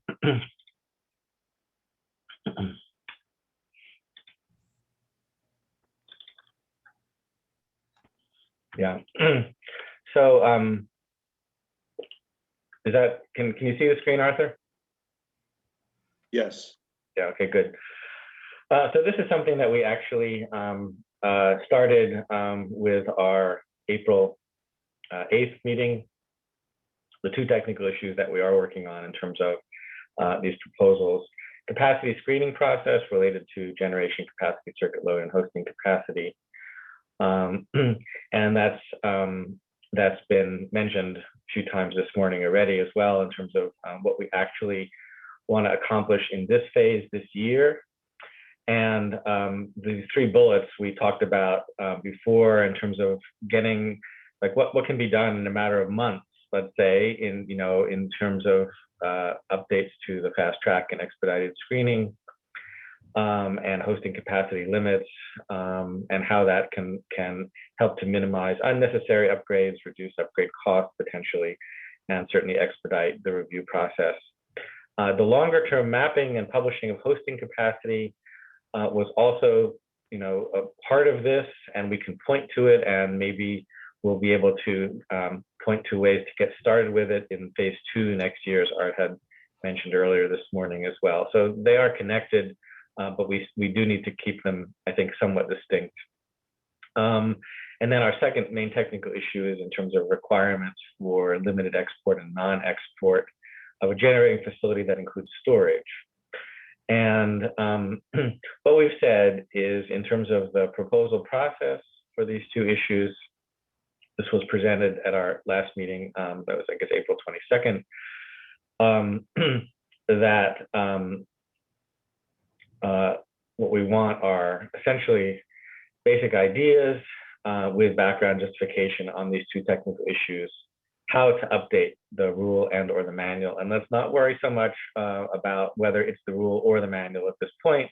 And even not necessarily worry so much about the very specific language or wording, but rather, what are the main ideas that we want to put forward in terms of updates, and hopefully any given proposal would only encompass maybe one slide or one paragraph or even one sentence, which could then be elaborated on with lots of background and lots of justification or whatever else, whatever sort of detail.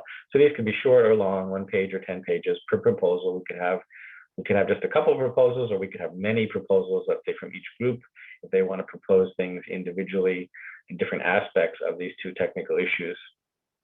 And then they will present those at the May 20th meeting, and we'll distribute those the day before to everyone. And then we'll have an extensive review process, comment and revisions with opportunities to update and extend.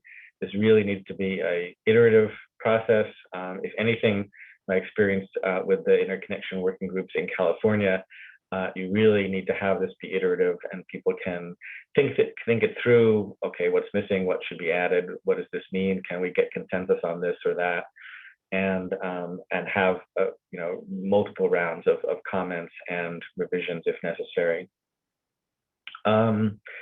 And what I've done for the 2 groups is given them the example of the California Working Group 3, in this case, the Rule 21 Working Group 3 report was 2019. The Working Group 4 report came out last June, and I've posted both of those reports now to the OneDrive web folder for this meeting and this meeting's materials, in case others are interested in seeing it.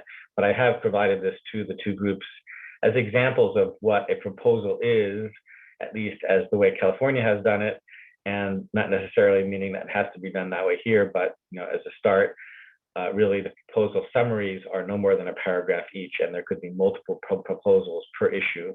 Some of the issues had upwards of 10 different proposals, which could be adopted together, or maybe some of them were at odds with each other, but that was the experience in California. So people can have a look at that if they're interested. And I would also then just say that if others from the working group are not part of these 2 groups yet that are developing these proposals, you're still welcome to join. You can contact Sarah or Zoe or myself or Art, and we will connect you up, and we will see how that might work. And even if you have an idea for just one thing that you think should be added to the mix for consideration as we go through and consider these proposals, you are free to provide short or long, 1 paragraph, 1 page, 10 pages by our May 19th deadline. That is open to everyone. It's not just for these 2 groups, but it really is for the entire working group as a whole, in terms of inclusion of any party that believes that they have something that they want to inject or add into the process. So I'll leave it there and turn it over first to Sarah. Sarah, yeah, please go ahead. Let me stop sharing. Thank you so much. I think that was a perfect introduction, and I will be very brief. And anyone who's participating in the subcommittee who would like to add anything, please feel free to after I've gone through. I just wanted to give a very brief status update on where we're at as a group. So I see myself as trying to organize the subcommittee, but really relying and depending on some of the members who have a lot more technical knowledge, and I really appreciate their expertise and help. And so within the subcommittee, we have representatives from, I'm with the Solar Energy Industries Association, or SEIA. We also have the Renewable Energy Industry Association of New Mexico. We also have CCSA, and specifically from the developers, we have representatives from Sunrun, Pivot, OE Solar, Con Ed, and Positive Energy, as well as representatives from the City of Albuquerque and New Mexico State University. If this sounds like something that you would like to participate in, please reach out to me and I will make sure that you'll get on that list. We have been meeting once a week, and I feel like we're just getting some momentum behind us. And I think that we are, on track for the May 19th deadline, although I have to say it is really that's feeling very, very soon. But, you know, I think that we're starting to build out the proposal document. We have it posted on a shared drive on a Google Doc. And, you know, folks have raised their hands about different sections that they will be filling out. And for my group, I'll just use this opportunity to say that, to give you a reminder that we are looking for edits by close of business tomorrow. So you know, please do that if you haven't already. And in terms of how we're approaching this is we're not looking to recreate the wheel here. We're really looking at best practices from other states. You know, for example, for the issue number 2, we're looking to base that off of the California updates to Rule 21 dated October 2020, which have been shared with this group by Eric. And for the capacity map recommendations, we're in the process of surveying other states and really looking to see what they have done so far. And just in terms of how we're moving forward, you know, these are complex issues, and every time that we jump on a call, you know, there are so many other peripheral issues that come up. We're trying to stay on task and really focus to these 2 issues, but sometimes it's hard to do because there are just, you know, so many different issues that are you know, very close. But I think that we are on task. We have some momentum. We're moving forward, and look forward to having something to share with the group on the 20th. And with that, I would just like to offer for any of the participants within the subgroup, if you have anything that you'd like to share, or if there's any questions that you'd like to ask of the larger group, feel free to do so now.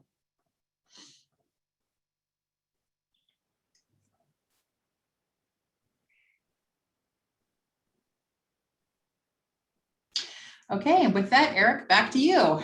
Okay, great. Thank you, Sarah. And I would just put that actually to the whole working group right now. If anyone has questions for Sarah at this point in terms of, you know, where they are, where they're going with this, or anything else in particular, given what Sarah has just said, if there are any questions from any of the participants on the call right now.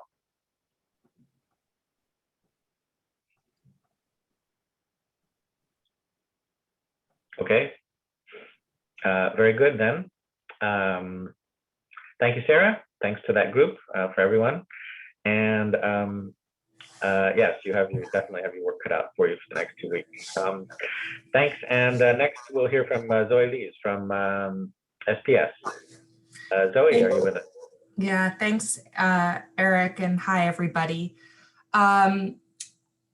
So I will just give you a status update on where we are now.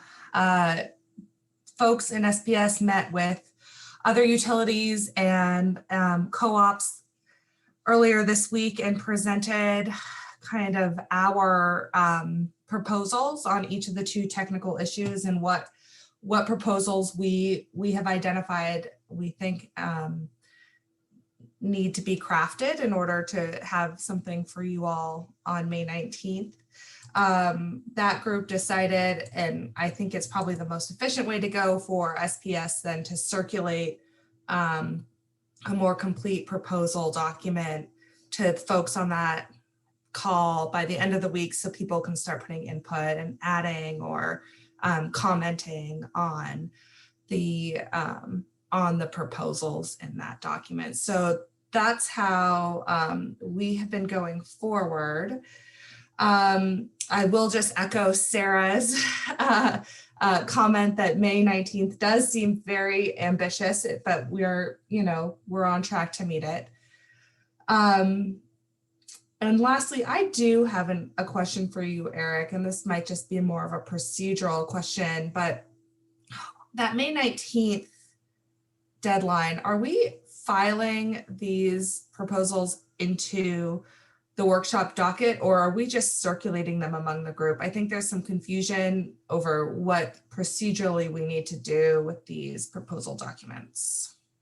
Yeah, thank you. No, this is just one step in our process here as a working group. There's nothing being filed until the working group finishes its final report at the very end, which is then given to the PRC for consideration of how to actually then proceed with a NOPR, et cetera.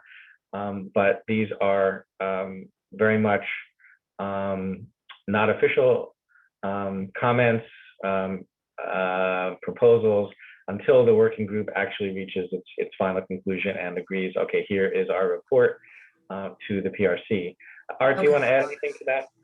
Well, I'll just say that Margie had pointed out the set of folders that now exist in OneDrive, and so there should be a folder specific to the utilities working group on these technical issues. And so when you have your May 19th document, that would be a place to put it so that it's accessible. But also I'd ask that you email a copy of it to Eric and myself and to Colin and Margie, so that we have it and can circulate it to everybody else if necessary in advance of the May 20th meeting. We recognize that there's not a whole lot of time in between that, but that way everybody will at least have the ability to look at it in advance. You will be talking about it during the May 20th meeting. So that would be what my recommendation would be. Yeah, thank you, Art. And I think the basic principle here is just everything is public and everything is transparent. But Art, I think you would agree that these are not being submitted to the PRC at this time. The only thing that gets submitted to the PRC formally is the final result of the working group at the very end. Right, and we want to be able to encourage open dialogue among people. So put down ideas. You don't necessarily have to ascribe the idea to a particular party or organization. Really, kind of like we want to kind of get past the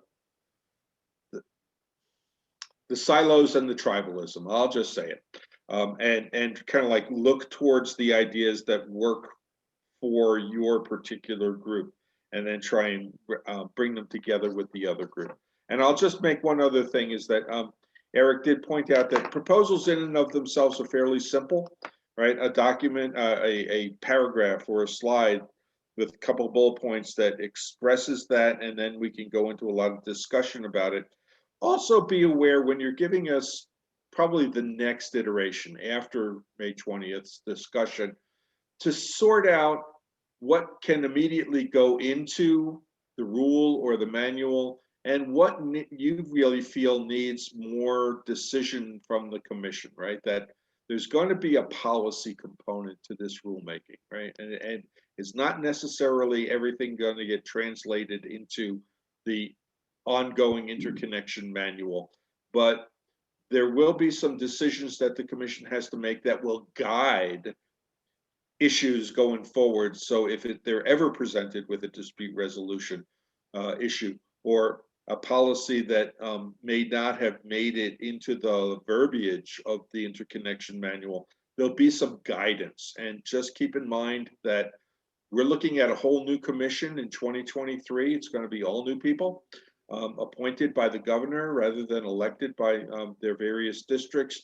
And anything that we can do to give them the background and the understanding of why we made these changes will be helpful, right? So just looking at the long term. Yeah, that's really great, Art.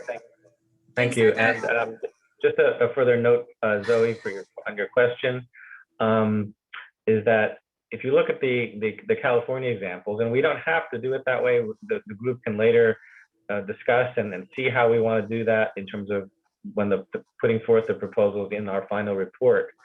But what they did in California is when a proposal was described in the final report, there was an opportunity for any party in the working group to provide their position on it, for or against, or any comments that they might have about that proposal. And those positions or comments on the proposal by any given party will put into the final report verbatim with the name of that party, okay, party positions, in addition to the proposal itself and the background justification, why the proposal is important, what does it add, what's the problem it's solving, et cetera, like all that's in there. And we could adopt that type of model as well in terms of having specific party positions on the proposal.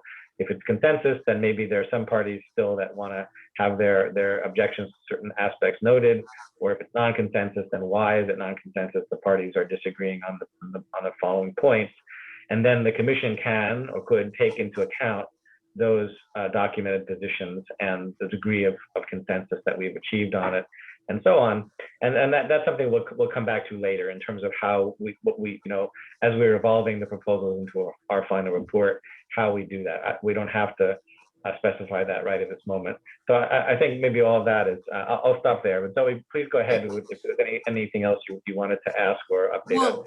I will, since you brought up the California Working Group 3 final report that you had circulated to me, that did cause a bit of confusion. You're not looking for this level right now, correct? On May 19th, you're just looking for proposals. You're not looking for the level of detail that's in this final report. No, absolutely not. Okay. That's correct. Okay.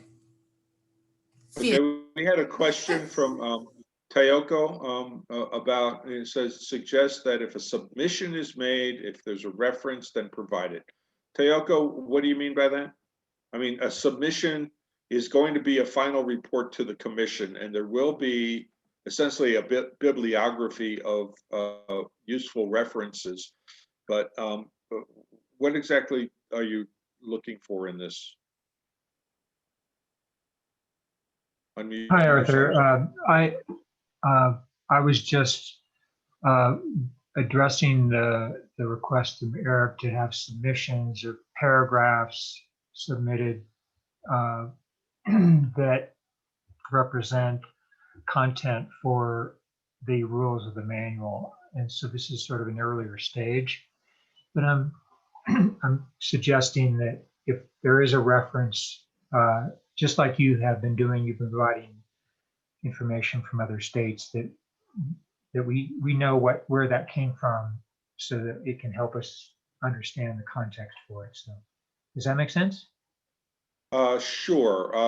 I'll just suggest that it's not necessarily necessary for this iteration of the document, that we're going to get the proposals, the kind of first run of proposals, and then we're going to have a full discussion at the next the meeting on the May 20th. So after that, any document should probably have cites to references and how to get them, and then we'll certainly post them in our reference documents so that they're available.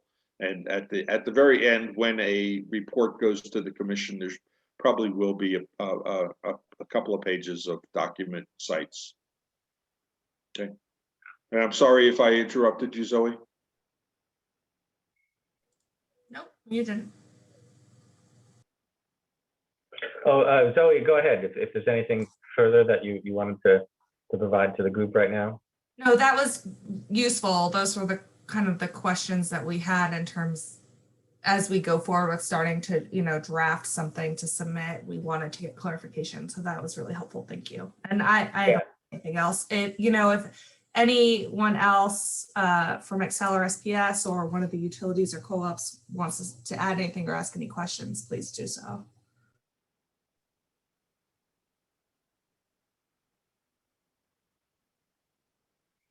Okay, hearing done. I have a question for both Sarah and for Zoe. In formulating your proposals, are you referring to the existing interconnection manual as a, here's where it's addressed in the interconnection manual, and here's what we'd like to see changed in it, or the IREC manual, just so that I have a sense of how your proposals are being grounded?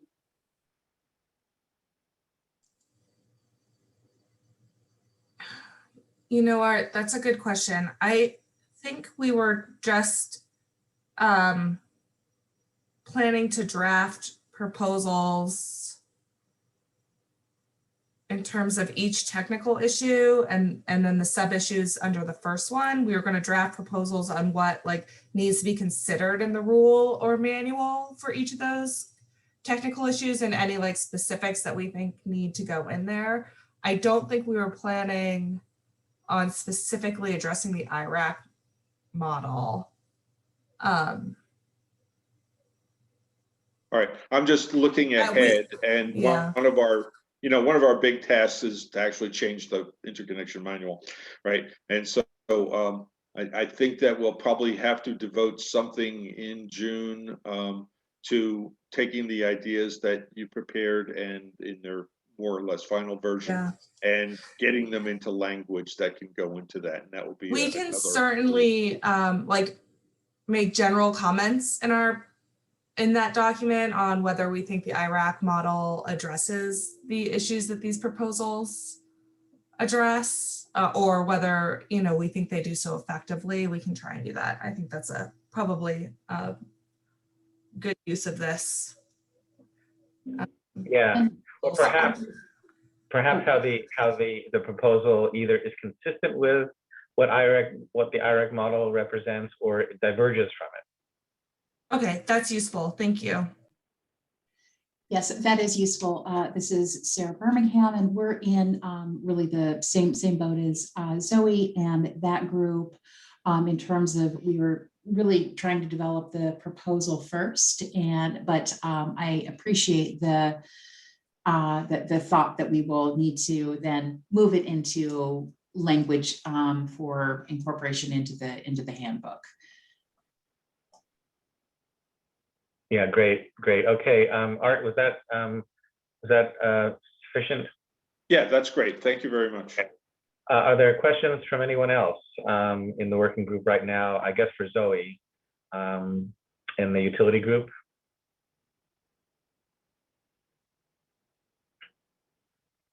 Or perhaps some of the co-op utilities that are participating with SPS or not.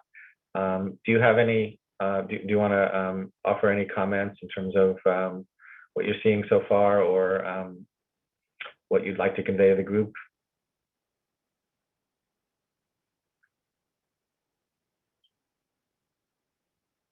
Okay, very good. Then I think that brings us to the end of this segment. Arthur. Just a question for you, Eric. This is going to be on May 20th. Do you perceive this taking up the entire May 20th session, or No. like half of the morning? Yeah, I would think, you know, mainly we want to hear the proposals and then have, you know, an opportunity for initial comments. So probably about 2 hours. We can think about it a little bit more, but certainly no more than half of the total meeting, if that. And because people are going to need time to digest and consider what's in them, and we don't expect that to happen in the 24 hours before the meeting, certainly. Right. So we'll have a comment period, we will have a deliberation period, and we will then have an opportunity for more discussion as we're submitting comments in subsequent meetings after May 20th. And you and I should work out that exact schedule. But yeah, May 20th would be like any initial reactions or comments or questions, but mainly really just to hear what is being proposed. Okay. I'm just thinking about structuring that, is that we still have some finalization to do on the IREC questions from Jackie Waite's group, and just a document that kind of like points out where changes we might consider and discuss for the pre-application phase. So we'll put that on the agenda for the May 20th meeting as well. And we'll probably have preliminary reports from whatever working groups we establish later today. Okay. Yeah, and that actually brings, I might ask Sarah or Zoe, but maybe we would have 15 or 20 minutes for each presentation, or maybe more like half an hour. But we can talk about that. The whole thing may be only an hour and a half, hour and 3/4, something like that for this on May 20th. We'll work that out. Great. Thank you very much, Eric. Thank you, Sarah. Thank you, Zoe. We really appreciate the effort that you're putting into this. We know that we're pushing you down paths that are not well trod here in New Mexico, right?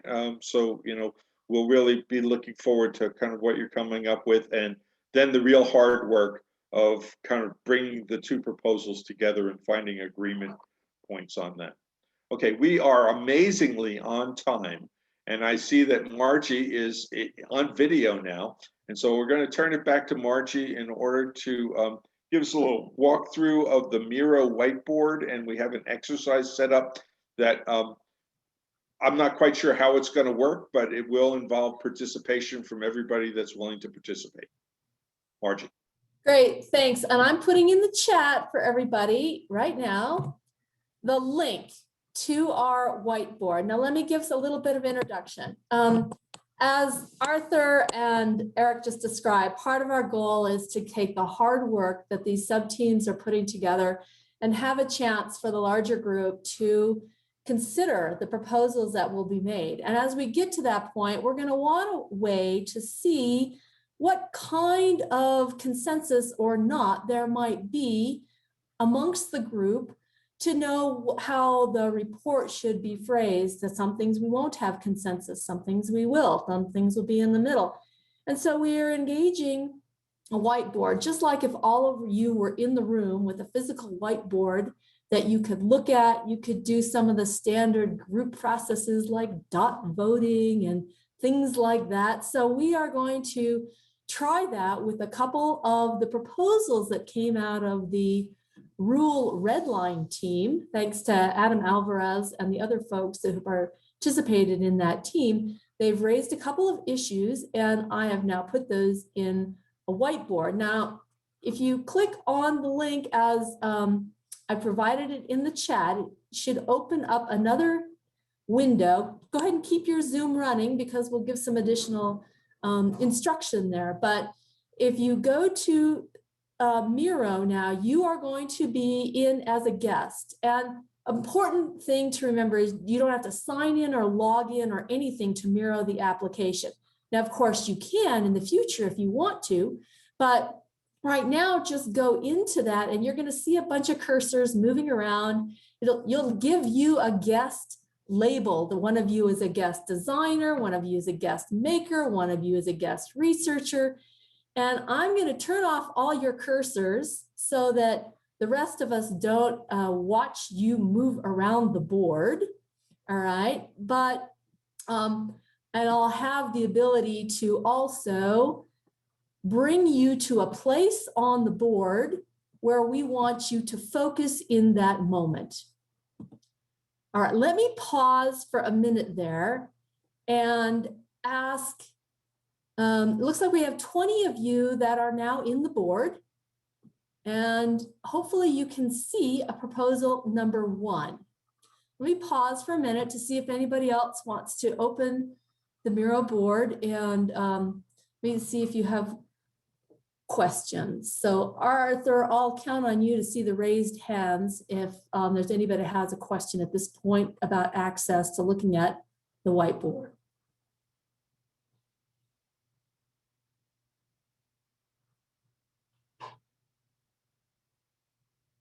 I'm seeing no raised hands, but those cursors flying around are very disconcerting to me. Yes, so that's a little tip for all of you. There's a button up there that you can turn off everybody's cursor except your own. There's a little by your at the top right-hand side, there's a little arrow facing to about 10 o'clock. It's a black arrow. If you hit that, you can say hide other cursors. That work for you, Arthur? It worked for me. Okay. Also, I have put into the meeting folder for today's meeting some instructions about how to use Miro in more detail.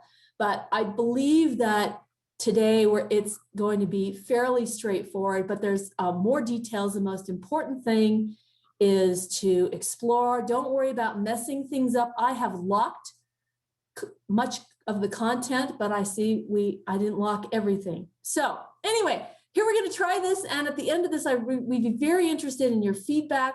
We want to engage you in a different way than just the Zoom chat is hard to carry a conversation on a particular topic.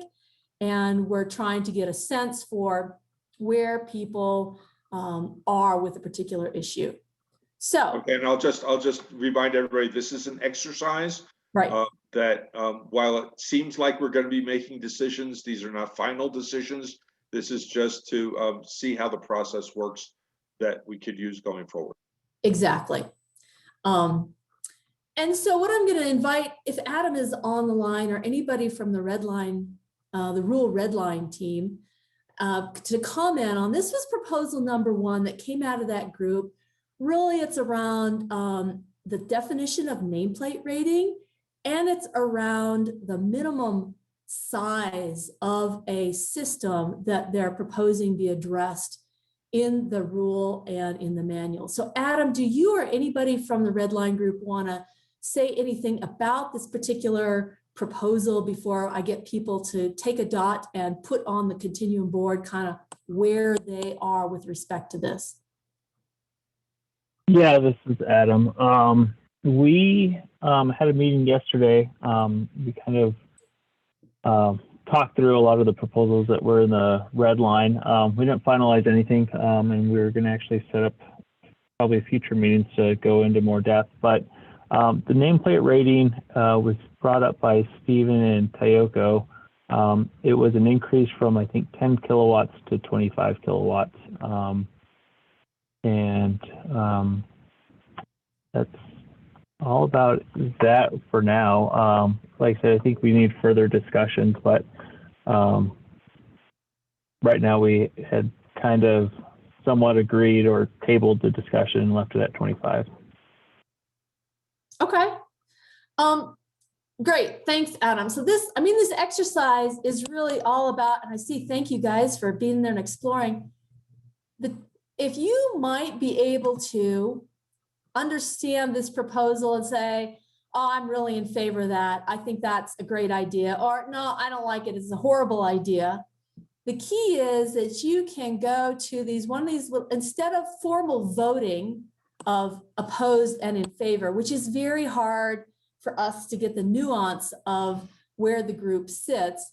The idea is to drag one of these dots from the left-hand side, a yellow dot, and place it on the continuum between opposed and in favor. And I see we've got lots of fun things going on here. And so try it, see what happens if you can drag a dot from this left-hand side and place it, yes, on the continuum. So I'll just give you 30 seconds or so to do that. And we're starting to see a pattern of some in favor and some who are opposed to this. So the next part of this process is you can go down below the actual proposal itself and put in a sticky note as a couple of notes as to what in your mind would make this proposal stronger. So to do that, you go over to the left and you'll see a little sticky note with its bottom left right-hand corner turned up. You can take sticky note. I'm putting a yellow one on right now, and I'm making it kind of too big. But I'm going to put my suggestion in here that says, you know, stay with 10 kilowatts, for example. And then we can begin to see people's views about how this should be changed in order to gain more support from the group. And I see somebody's added a note about batteries. This is exactly the kind of thing that we're hoping to get content about each proposal that we then consider as, and we can revisit in the future about different opinions about this proposal and where the group overall feels it's strong or weak.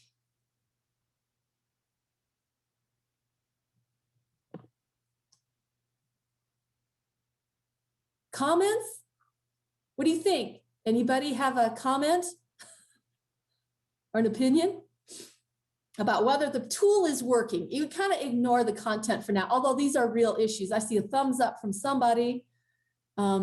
We can iterate and modify this, and we'll take another example here in a second, but this is the idea of getting some greater representation from the larger group and taking advantage of the work that the small groups do offline is essential and really important for this foundation. But then we can begin to put issues in front of the group for reaction, for determination of whether there's consensus or not. And that kind of information can go in the final report that Eric and Arthur were talking about. Margie, this is Arthur. I note that at least one of the yellow bubbles is really large compared to the others. How did that happen? Somebody just modified the size when they put it on the continuum.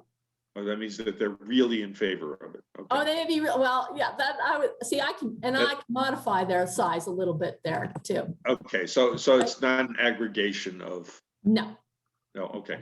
All right. So I'm seeing two extremes, of course, and a bunch in between. And one is stick with the 10 kW, and the other is my question, which is this a matter of are we at the far end of the spectrum? And if we move the spectrum in a little bit, like so. Might we just take a minute to discuss why should we stay at 10 kW from that point of view? And then if we made it 20 kW, would there be a lot more support for the change?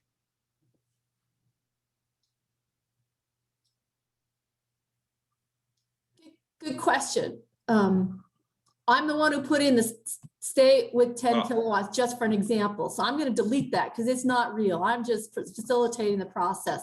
But you could ask Arthur, anybody who put a dot over here close to the opposed side, what's concerning you? What would you like to see about this for a change? And if anybody wants to speak up as to why their view is closer to that opposed side, that would be a good conversation to have.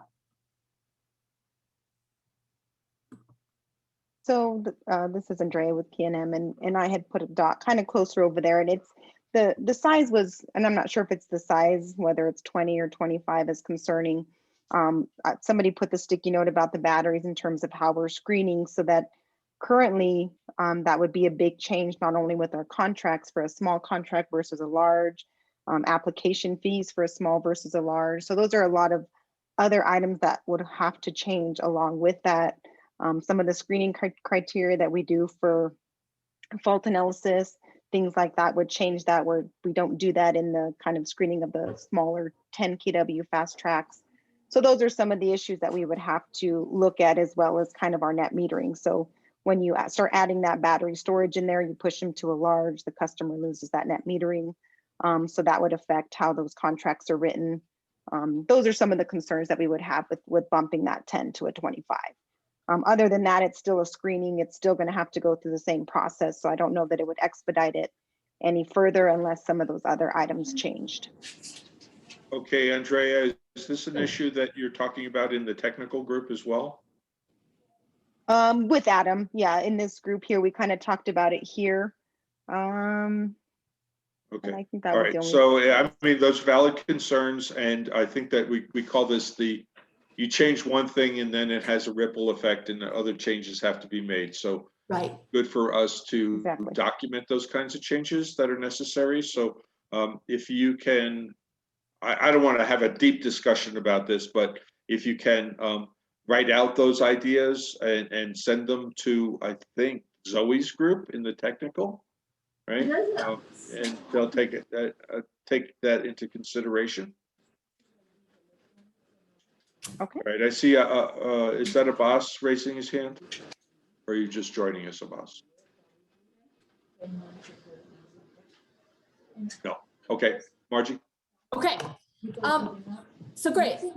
Andrea, that's just the kind of conversation we're trying to have. We're trying to, so it'd be really easy for us to say, all right, would there be more support at 20 kilowatt as this person has asked? And we put that in there. And we do a quick poll of the group, and maybe we have a much stronger support at that time. So this gives us a tool for understanding where people are with respect to their support for various proposals. Again, this is not a done deal. I want to make sure that we're clear that it's the commission that will make the final determination. But again, this is an attempt to get some deeper conversation about an issue amongst the greater group of participants. I'd rather read a book. Okay, I'm going to move us to the next board. And the other thing, let me just mention, this using Miro also preserves the information. We can always go back and take a new straw poll, but also this was available after today's meeting. I will lock down all the content and it will become part of the record from our May 6th meeting. Now I can always reopen it and change it, and but we have something then we can go back, or you can share with your colleagues, hey, this is how the group felt about this particular issue. We can do that with this mechanism, whereas if we did voting, you wouldn't be able to tell, really where the group was in a continuum. Okay, so I'm going to move us to the next proposal, and I'm going to bring you all there. You should all now have your screen be brought to proposal number 2. And proposal number 2 is about energy storage, which we talked about this morning as well. And the rule redline team put in 2 possible definitions of storage as alternate language. So in this case, they came up with alternative 1 and alternative 2. And again, just for practice, you can take a blue sticky in this case and put it in the location of the language that you like the best. You can vote for either. I mean, you can. I gave you enough stickies that you could vote on both alternatives. Let me put it that way. So same thing. These are minor changes, and Adam, if you or the team want to talk at all about the differentiation and why you felt 2 alternatives were important, feel free to comment.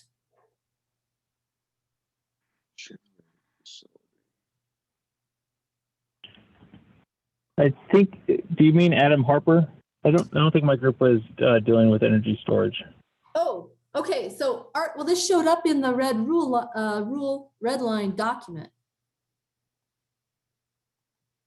Oh, do you know what? Okay, I know where it was. Yeah, it was in the definitions. That we're dealing with slight changes in the definition, and at least my reading of this is that it changes interconnection manual to procedures, and it changes facility to generation, and that seems to be a more substantive change. Yes, I'm going to defer. I don't know if Steve or Tayoko want to discuss it. They're both their proposals, and I think they were both maybe from the IREC model, but just different versions.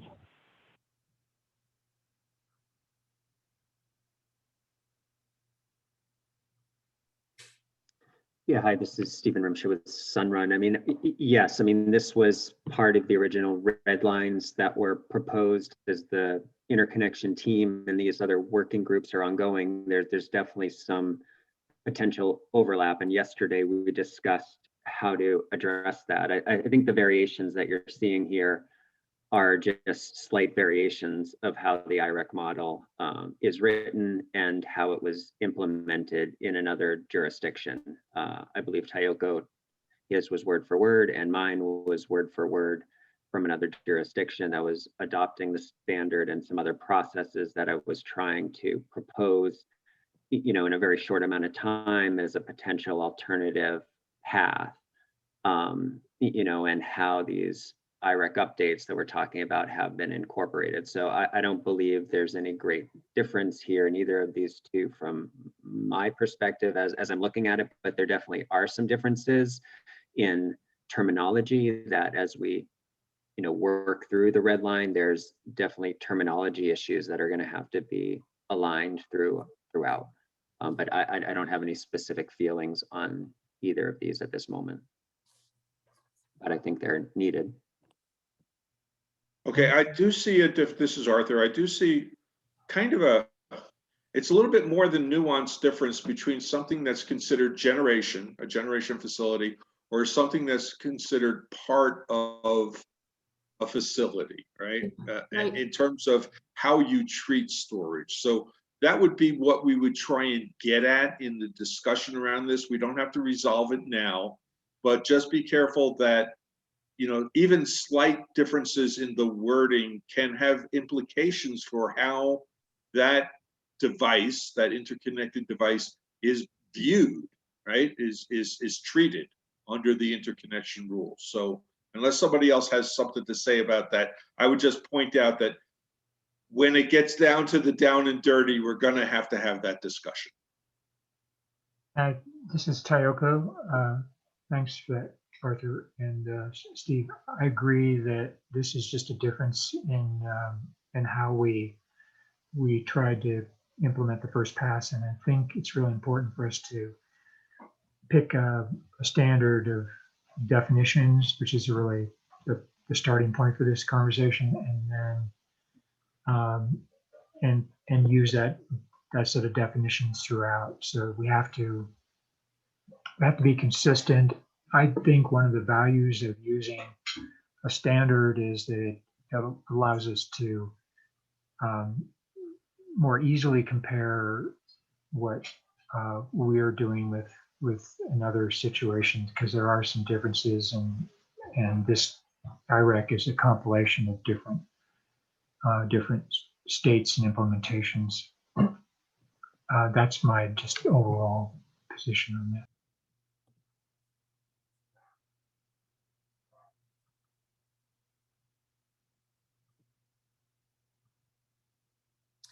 Good. Yeah. And again, just like in our first proposal about size of system and nameplate capacity, again, you can be adding sticky notes. Let me just introduce the idea. At some point, if we need people to identify themselves when we're adding content, this tool has an easy way to do it. It's called a tag. And I'll give instructions on that for future meetings. But today we wanted to just try out the system of anonymously polling and anonymously putting in stickies that could be considered for revisions to particular proposals. And as Tayoko just mentioned, I've heard from a couple of other people that definitions are a good starting place so that we have consistent use of terms in conversation, in the rule, and in the manual. So that's why I was glad to see that we had a couple of definitions that we were testing in today's experiment. Okay, Margie, I see that there's a comment on the left-hand side of the screen about DC overbuild, and suggests that the treating an aggregation of generation units is not beneficial and less useful to these resources. Can I get somebody to just talk about that? Like, why are you putting that here? Is that referring to overall changing the wording from nameplate to, I think what it was rated capacity?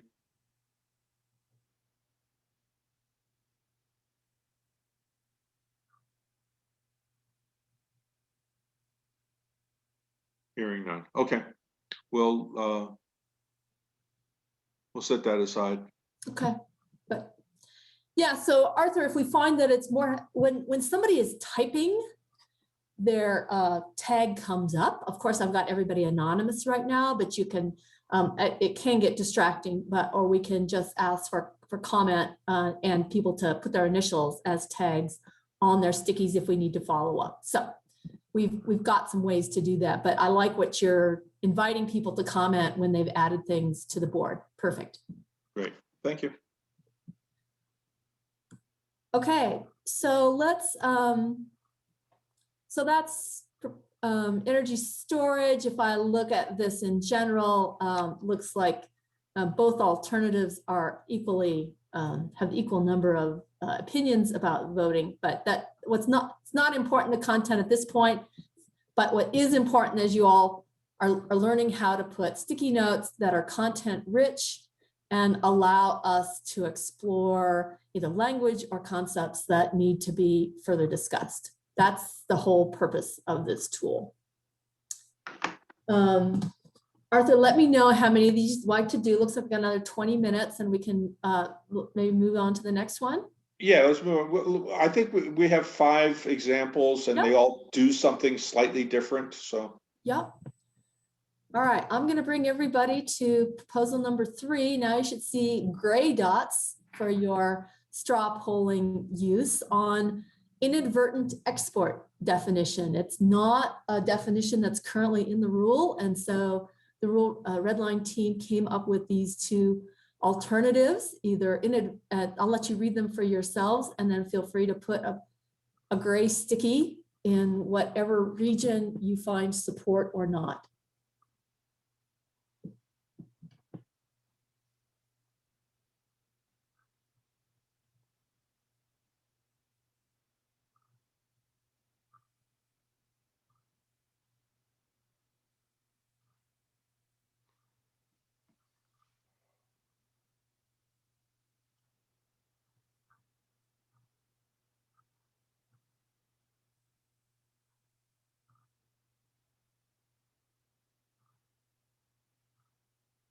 And again, while we're doing that, if some of you have just joined us in the chat, you'll find the link to this whiteboard if you're not already there.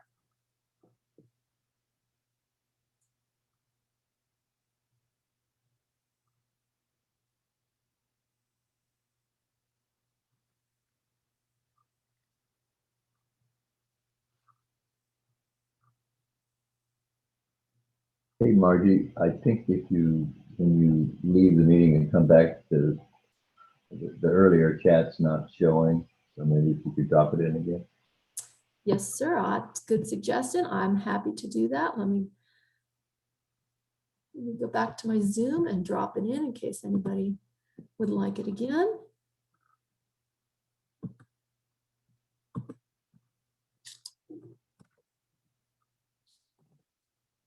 Okay, you should find it in the chat. Again, thanks for the request, Tom.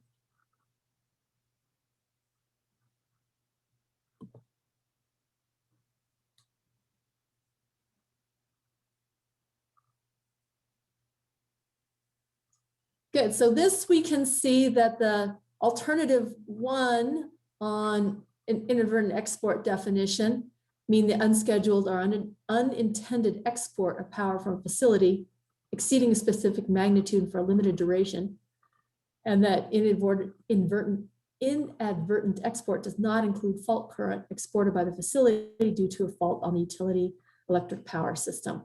So it seems like that's the one we're having, more support for, and we can have a conversation if there's any buddy who particularly doesn't favor alternative 2. You can comment by adding a sticky note, but you don't have to.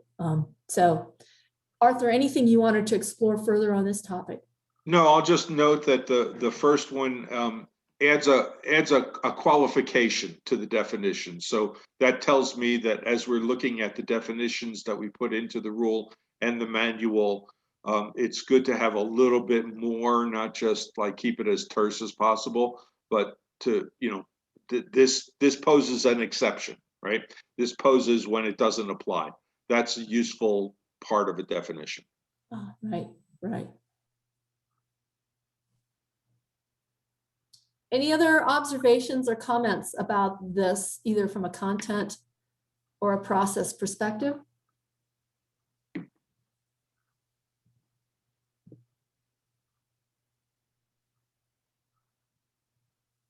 Okay, then let's move to the next one, purple dots this time. And I'm going to bring you all, I'm going to use my Miro superpowers to summons you to where we are. And this is on a non-export policy. Again, the rule is currently silent on non-exporting. So I'll give you a chance to read this language from the Redline team and move a purple sticky to where you might sit on this continuum map in terms of your support or not.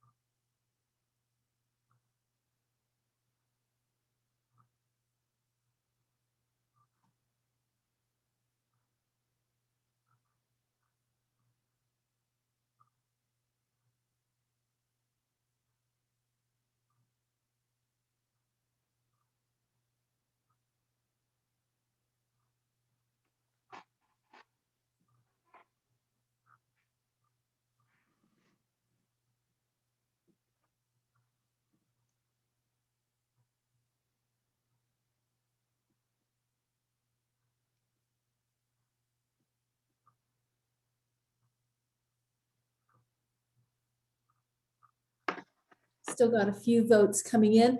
Let me just add to this. As you noticed in the meeting announcement that I sent out, a reminder yesterday, I also sent you all a PDF file of these boards without the voting dots, so that you could have a chance, if you did have a chance, to look at these in advance of the meeting and perhaps to converse with your colleagues in your organization to kind of understand where you as an organization might come in support or not of each particular proposal. I think that is going to be a best practice. We'll try to apply that. Anything we're going to want you to straw poll or comment on in this way, we'd get to you in advance so that you can look at it and read it. It's not essentially required. Like I said, we'll giving time for people to review things here in the moment. And what's most important is the conversation about where we need to make changes to language to increase the support, or take a proposal off the table if there's not support, from the group in advancing the concept. So please let us know if you would like to get that information the day before, whether it's more information than you need. All comments about the process are welcome as we fine-tune this process as in preparation for our final report in the September-October timeframe. Okay, so I see that largely the people who voted would be in favor of this, but there is one opposition. Sorry to put that person on the hook, but is this just a contrarian position? Are you against having a definition? Are you against the language of the definition? You don't have to answer, but it's helpful here. That's what the sticky notes can do. Say, I don't like the way this is worded and I would prefer to have a different wording, or we shouldn't even be touching this third rail, right? That kind of thing. Arthur, that was me, Darren. I just don't know what the purpose of that definition is, how it would be used. I mean, and it's very unclear. I mean, is a little bit of export okay, or is it zero? Is it zero at noon when the sun is shining, or it's not clear to me what the purpose is and what the true definition is. Okay, that's useful to bring up, and I'll just say that generally we're approaching this export issue in the technical working groups, and we'll see further proposals. So this definition is probably not going to be what we end up with, but largely it's in order to be able to categorize facilities based on the likelihood that they would backfeed into the system. And there are three different categories. There are ones that would have no export possibility because of controls. There are some that you might purposely want to backfeed into the circuit for control by the utility in order to become a resource that the utility uses or for aggregation purposes. And then there's ones that once in a while there's a blip and it's what you call inadvertent. So this definition tries to get at that. There would be a separate definition for inadvertent export. So taken together, I think what we're just trying to do in this instance is make allowances for the fact that we haven't dealt with this issue before, and here's what the technical definition of it is and how that plays out would be spelled out in the manual. Anybody want to add to that, right? Me not being an engineer. This is Olga. I may just echo that. I was putting a sticky note there. I think that echoes what Darren just mentioned, that we might have to differentiate between when the facility is exporting versus non-exporting, because they may be switching out from being exporting to non-exporting depending on the conditions, time of use signals, any other referential signals, and so on. But since you already told us that this is a work in progress definition, then we don't need to get stuck on this. Yeah, but it is important to understand, especially when we're introducing new concepts and new ideas, that clearly the red line team felt it was important to try and define it, and we'll work on that further. Anybody from the utility side want to add to this?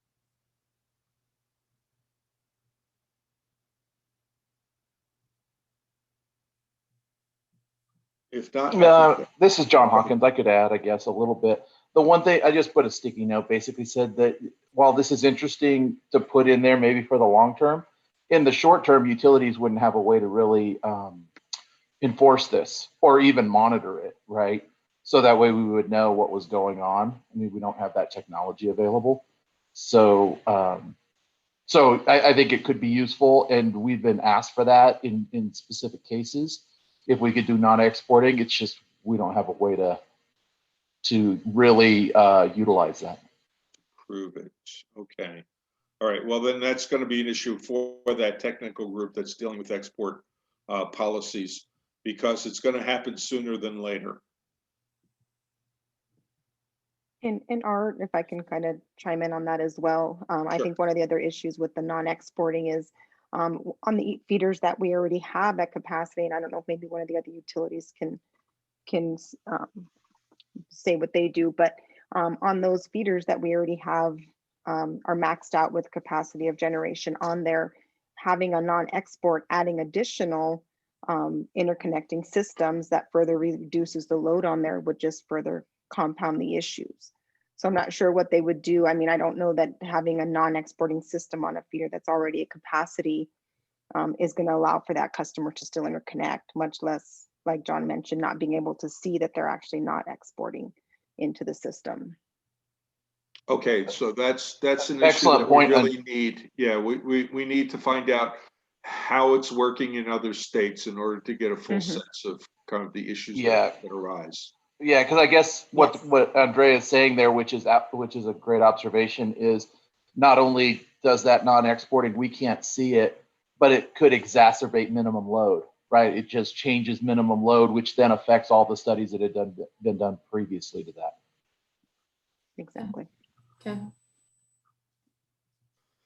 Okay, we got one more. Margie? Hey, Oh, Arthur, somebody else. quickly, this is Stephen Rimshine. I see Eric's technical track questions totally aligned with this discussion that we've been having. I mean, the first commenter's points about not having a definition around inadvertent export or really understanding what the standard is. I think that all of this and all those comments are clearly aligned with how I've been envisioning and how I believe we're all working towards proposing responses to the two technical question. I mean, number two specifically, and the examples Eric provided from California have clear language on what the standard is for non-export systems, what the standard is for inadvertent export systems. All these systems are going to be certified to ULPCS CRD. So these are certified control functions that can be relied on and utilized. So that's the way I'm looking at it in this context. So hopefully that was helpful for the team. Yeah, and that's that's the important thing is that we're trying to get to the place where when we make changes, they have ripple effects, and we have to be concerned with kind of what those ripple effects mean. But how do we get past that? How do we solve that issue? What's the best way to deal with it so it's maybe an issue but not a problem, right? That's a good way of looking at it. So yeah, that's why we have this conversation. People raise the issues and people say, well, here, this is how they deal with it, right? And I think that will get us a lot further down the road. Okay. Margie, one more? Yeah, let's go to the last one on point of common coupling. Again, it's a definition question. I'm going to bring you all to where I am. These are orange or burnt orange colored stickies. I'll make it a little bigger. And again, open up to anybody from the red line, the Rural Red Line team, if you want to comment at all on or provide more information. Otherwise, I'll just let people read it and then add a orange sticky to the place where you feel your current position is. Well, not sure.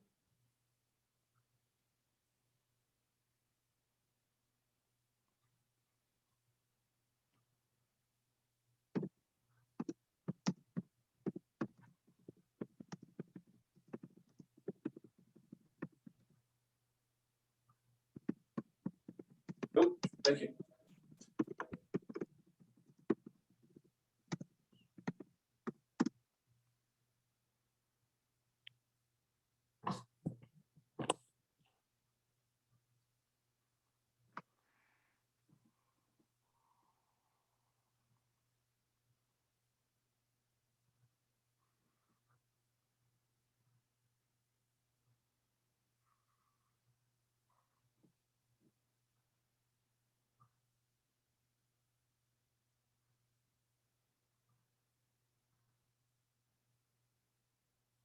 another couple of seconds for folks to add.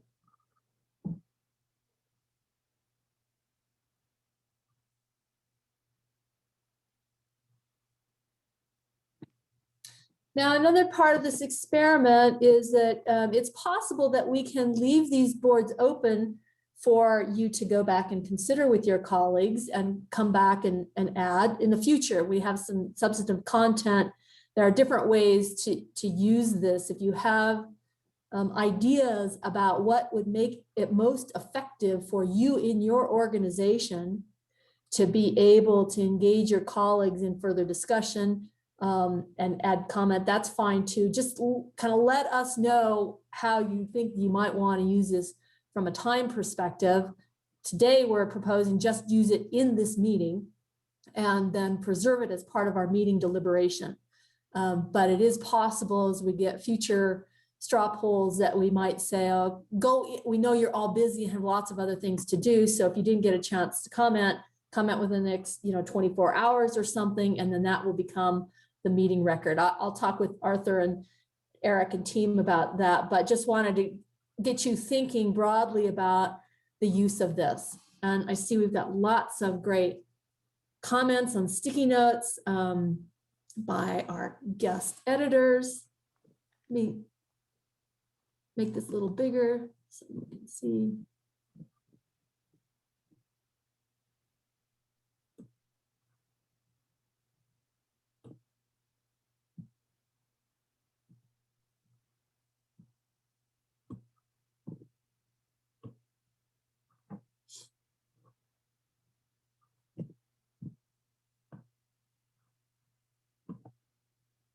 Lots of suggestions on this one, Arthur, which is great. Yeah, that's good. And I think that the technical point is there a real difference between the point of common coupling and the point of interconnection? And the second proposed language, or the proposed language, indicates that there is, and we probably need to understand what that difference is, right? For the point of it, for the purpose of a definition or a policy.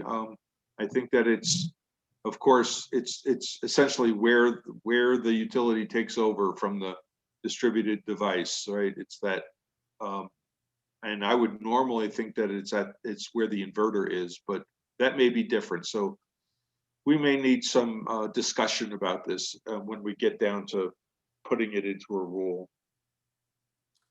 Right, and it kind of gives an indication to our team that's working this, that there is a lot of question from the sticky notes and people not sure whether this is oppose or in favor. So some work needs to be done on this definition, is the clear message that I get from this straw poll.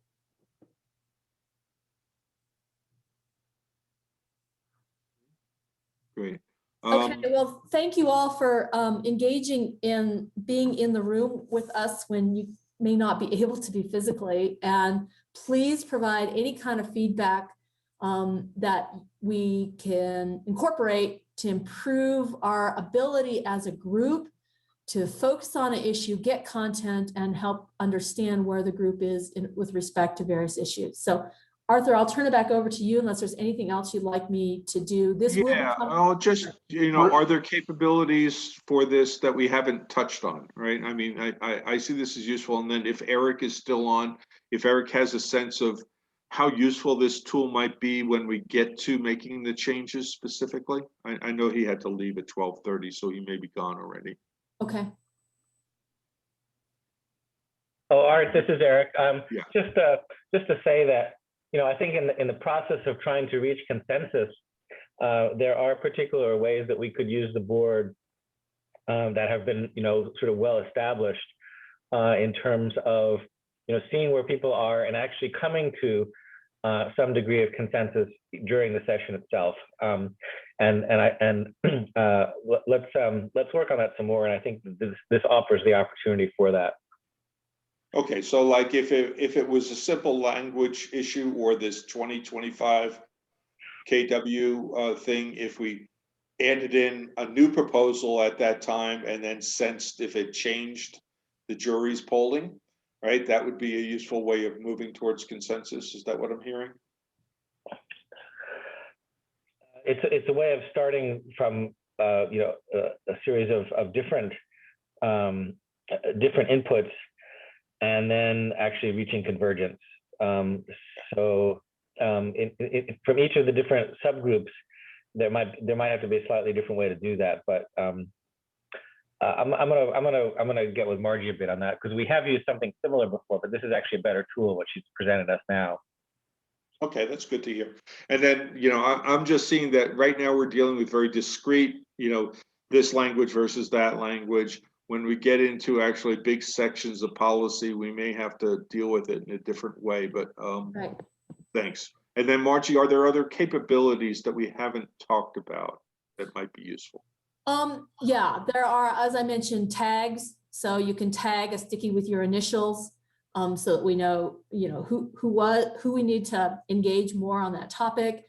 There's timers. There is a chat that's actually built into this, so I can give instructions in a chat separate from the Zoom. We can put presentations in this and instruction and just run presentations. There are an incredible number of, there's specific voting, which I don't really like at this stage, because it doesn't give us the transparency of where the group sits and to get the content that we need.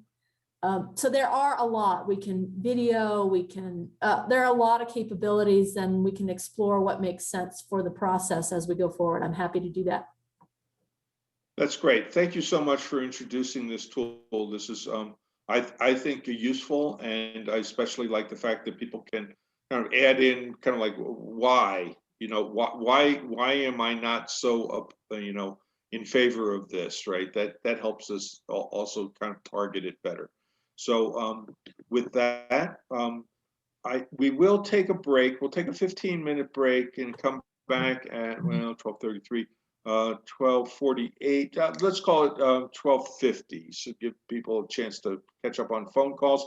I do not expect the next section will take the full hour that I allotted to it, so we'll probably get out of here by 1:30 rather than 2 o'clock, and maybe even sooner than that. And I'm always happy to turn back time to people. So with that, we'll see you in 15 minutes.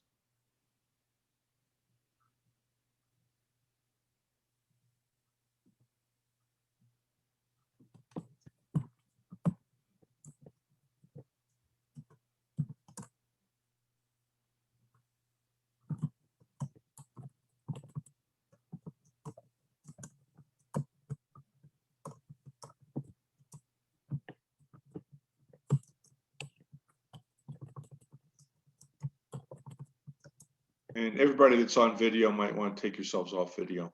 Thank you.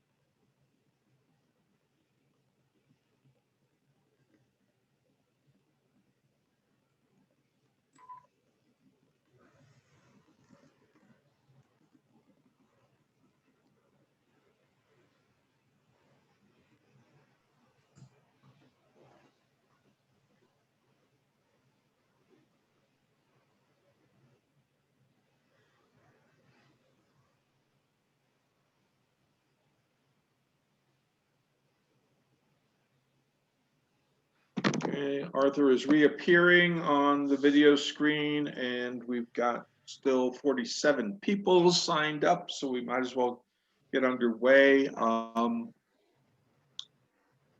we're going to be doing next is just briefly, I'm going to share my screen, and I'm going to pull up the IREC model document. Now, everybody should have access to this document, either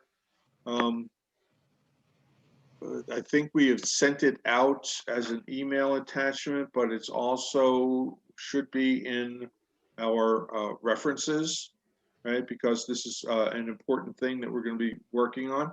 And right now I'm in the introduction, and this is the part that's after where the questions are that Jacqueline Waite's group started dealing with. And I want to point out that this is not the manual in and of itself, but the references to the updated IEEE 1547 standard, right? And the necessity of being clear about that.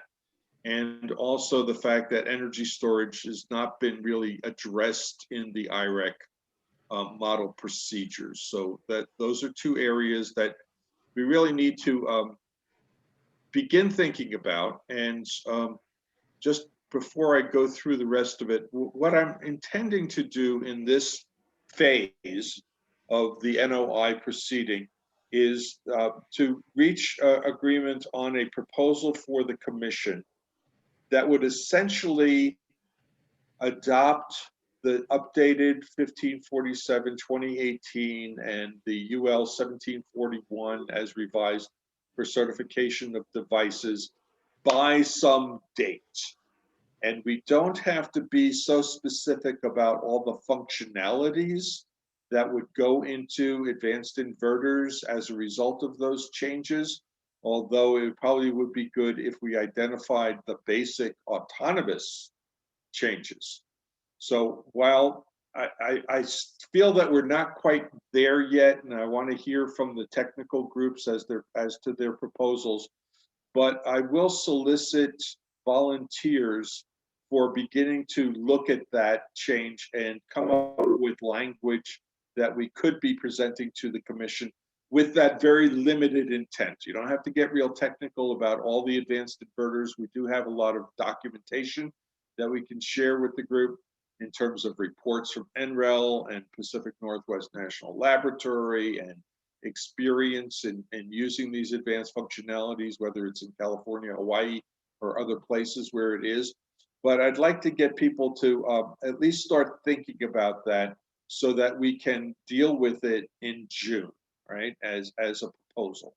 So if anybody's on right now that would like to raise their hand and work on that, we did have a number of people that wanted to participate. I don't want it all to be the same people that have already signed up for everything else, right? So we have 47 people and not everybody has already signed up. So if I can hear from people, I can't, when I'm sharing my screen, I can't see everything. So if you can just speak up, take yourself off mute, raise your hand, and let me know if you're willing to work on that particular aspect. This is Satish. I'll help with that. I'm sorry, who is it? This is Satish Ranade. Satish. And you'd like to volunteer, okay? Anybody else? This is Roberto Favela.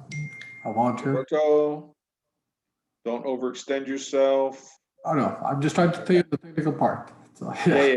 You'll assign it to somebody else too. Anybody else?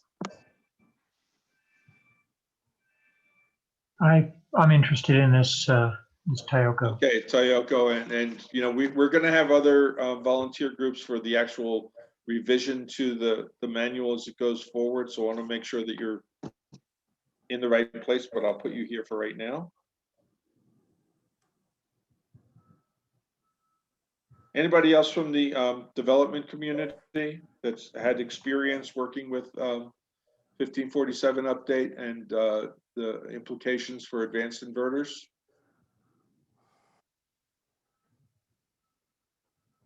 Hey, this is Stephen Rimsha. I have across the country, this working group process is taking some bandwidth and I have other responsibilities. I would definitely like to be involved. I'm just hesitant to some degree, but I Sure, don't you're mind already on a being couple on of the things. list. Okay. I don't mind being on the list with my experience, integrating these in a handful of states, and there's still some opening nuances. I'm sure that as long as this process works as it should, I'll have opportunities to weigh in. But I'm fine to be on the list if helpful. If not, I'll weigh in during the working group processes. Thank you. Okay, well, we'll put your name down here. Anybody else? Hi, my name is Travis Dorr with Excel Energy, and I would also like to be on the list, please. And this is Olga. I put it in chat that I would also like to be involved as well. Okay, great. Olga, you had previously indicated that this is an area you want to be. Can you serve as the team leader for this? I don't know if I can be the team leader. Okay, that's fine. Anybody else want to step up to be team leader?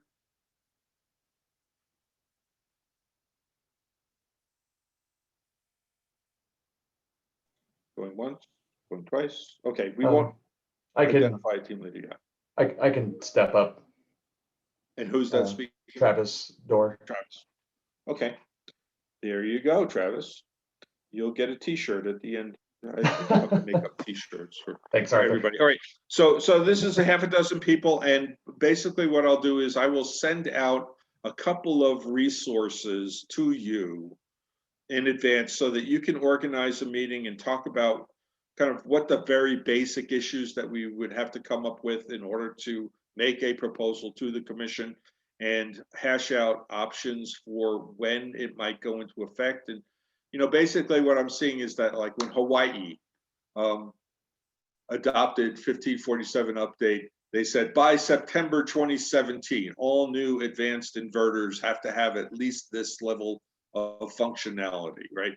When California did it, I think it was a later date. It was more in the 2018 fashion. So there was a lag. I mean, there was a good, maybe not a whole year, but possibly a year, so that everybody is prepared. And in the meantime, people can be adding inverters with those functionalities. There's nothing that prevents it. And in fact, most of the inverters would have those functionalities, but it's just timing it such that it works with the implementation of these policies. For instance, it's only been in this year that the lab testing certification standards were approved, so that you really couldn't test the devices to the standard until now, right? So that's why you give yourself some lag. So we can talk about this, and again, this is not for the next meeting. This is an ongoing thing, but we can at least start thinking about it. Okay? Thank you. Thank you all for that. And just, we're talking about energy storage in other places. The IREC model is really a very functional, this is how we lay out the pre-application report, which we've already discussed and have a proposal on, which we have the various interconnection review screens that are talking about here, and we've had this discussion about what the threshold should be for the various ones. That will all be taken care of as a result of the discussions out of the technical groups and the bigger group ongoing. We've already identified dispute resolution as an issue that could use a little bit more research based on what's happening in other states. So if I could get 3 people that have not already signed up to take on the issue of dispute resolution, and ideally it would be a utility representative, an industry representative, and a non-affiliated representative, or a rural co-op. I'd go for 4 if there's a rural co-op involved in this, because it's clear that what currently exists in the rule has the commission essentially being responsible for taking in a complaint and appointing a mediator and then having it worked out in terms of disputes. A process which nobody can remember having actually put into effect. So what we would like is a process that might actually be used if necessary, right? So can I get 3 people who've not already signed up to take on this issue? At this point, again, it's options. This is what's going on in Minnesota. This is what's going on in Colorado. This is maybe some other place. This is dispute resolution that's used for some other process that we find functional, and then come back with options to talk about sometime in June. Hi, Arthur. This is Jim Desjardins. I would be good signing up for the dispute resolution. Desjardins, okay. And then Matt, is Matt Hagan still on? Matt had pushed us towards the other Excel territories, I think. Yep, Matt Hagan's on. Matt, do you wish to sign up for this? Sure. Okay. And one other person. Art, this is Lisa Matson from Pivot Energy, and I'd love to sign up for this one. Great. Of course, this doesn't preclude other people from adding on later on, but I think that this is somewhat cut and dry, that we're going to see what's happening in other places and come up with a proposal for what would be workable in New Mexico. So again, I'll be in touch. I don't really have documentation on dispute resolution, but Matt did point us to what's happening in the other Excel territories. And so I'm going to ask Matt to provide that information and set up a call with the other folks. And then we can figure out when to bring this to the larger group. Is that okay? Okay. Great. Sounds You great. guys are so easy to work with, I have to say. All right. I'm not going to go into a whole lot of detail, but you know, we do want to start thinking about how to revise the IREC model so that it fits New Mexico. Not everything in here is appropriate. There may be some issues that are particular to this marketplace. I know that the distinction between utilities that are in RTOs like SPS and those that are not is a big distinction that we're going to have to accommodate, that that we've already talked about flexibility for timelines and perhaps costs for the rural co-ops, right, in order to accommodate that. We need to take into account community solar applications that are coming in the future, and they're not even addressed in this, even though Minnesota, which uses the IREC model, has a lot of community solar, and they're fairly larger projects. I think the average was 6 megawatts, not 5, like that. But anyway, what we see here are different review paths, right? We have essentially a green light for certified inverter-based generating facilities that are smaller than 25 kW. We can talk about that. We have the ones that are up to 5 megawatts, right? We have generating facilities up to 10 megawatts that do not export, and then for everybody that doesn't qualify, right? So, you know, keep that in mind, is that as we go forward, is that we're going to have several different flavors for the review process. What is, I think, useful in the application submission and processing is that there is a drive towards automating this function as much as possible, right? So that people can put in their application and supporting documents online through an online process. We know that not everybody is ready to do that, but we should contemplate how to make that happen going forward. These are basic steps that everybody should understand: completeness review, right? And attaching this to some kind of timeline, right? Such that there is a certain amount of time allocated to this function, and so the process keeps moving. We already had some discussion of the queue and making the information in the queue available to the public. Now, what it says here is that the queue shall be publicly available on the utility website and shall be updated at least monthly. That is definitely an issue for consideration, discussion. How do we make this work?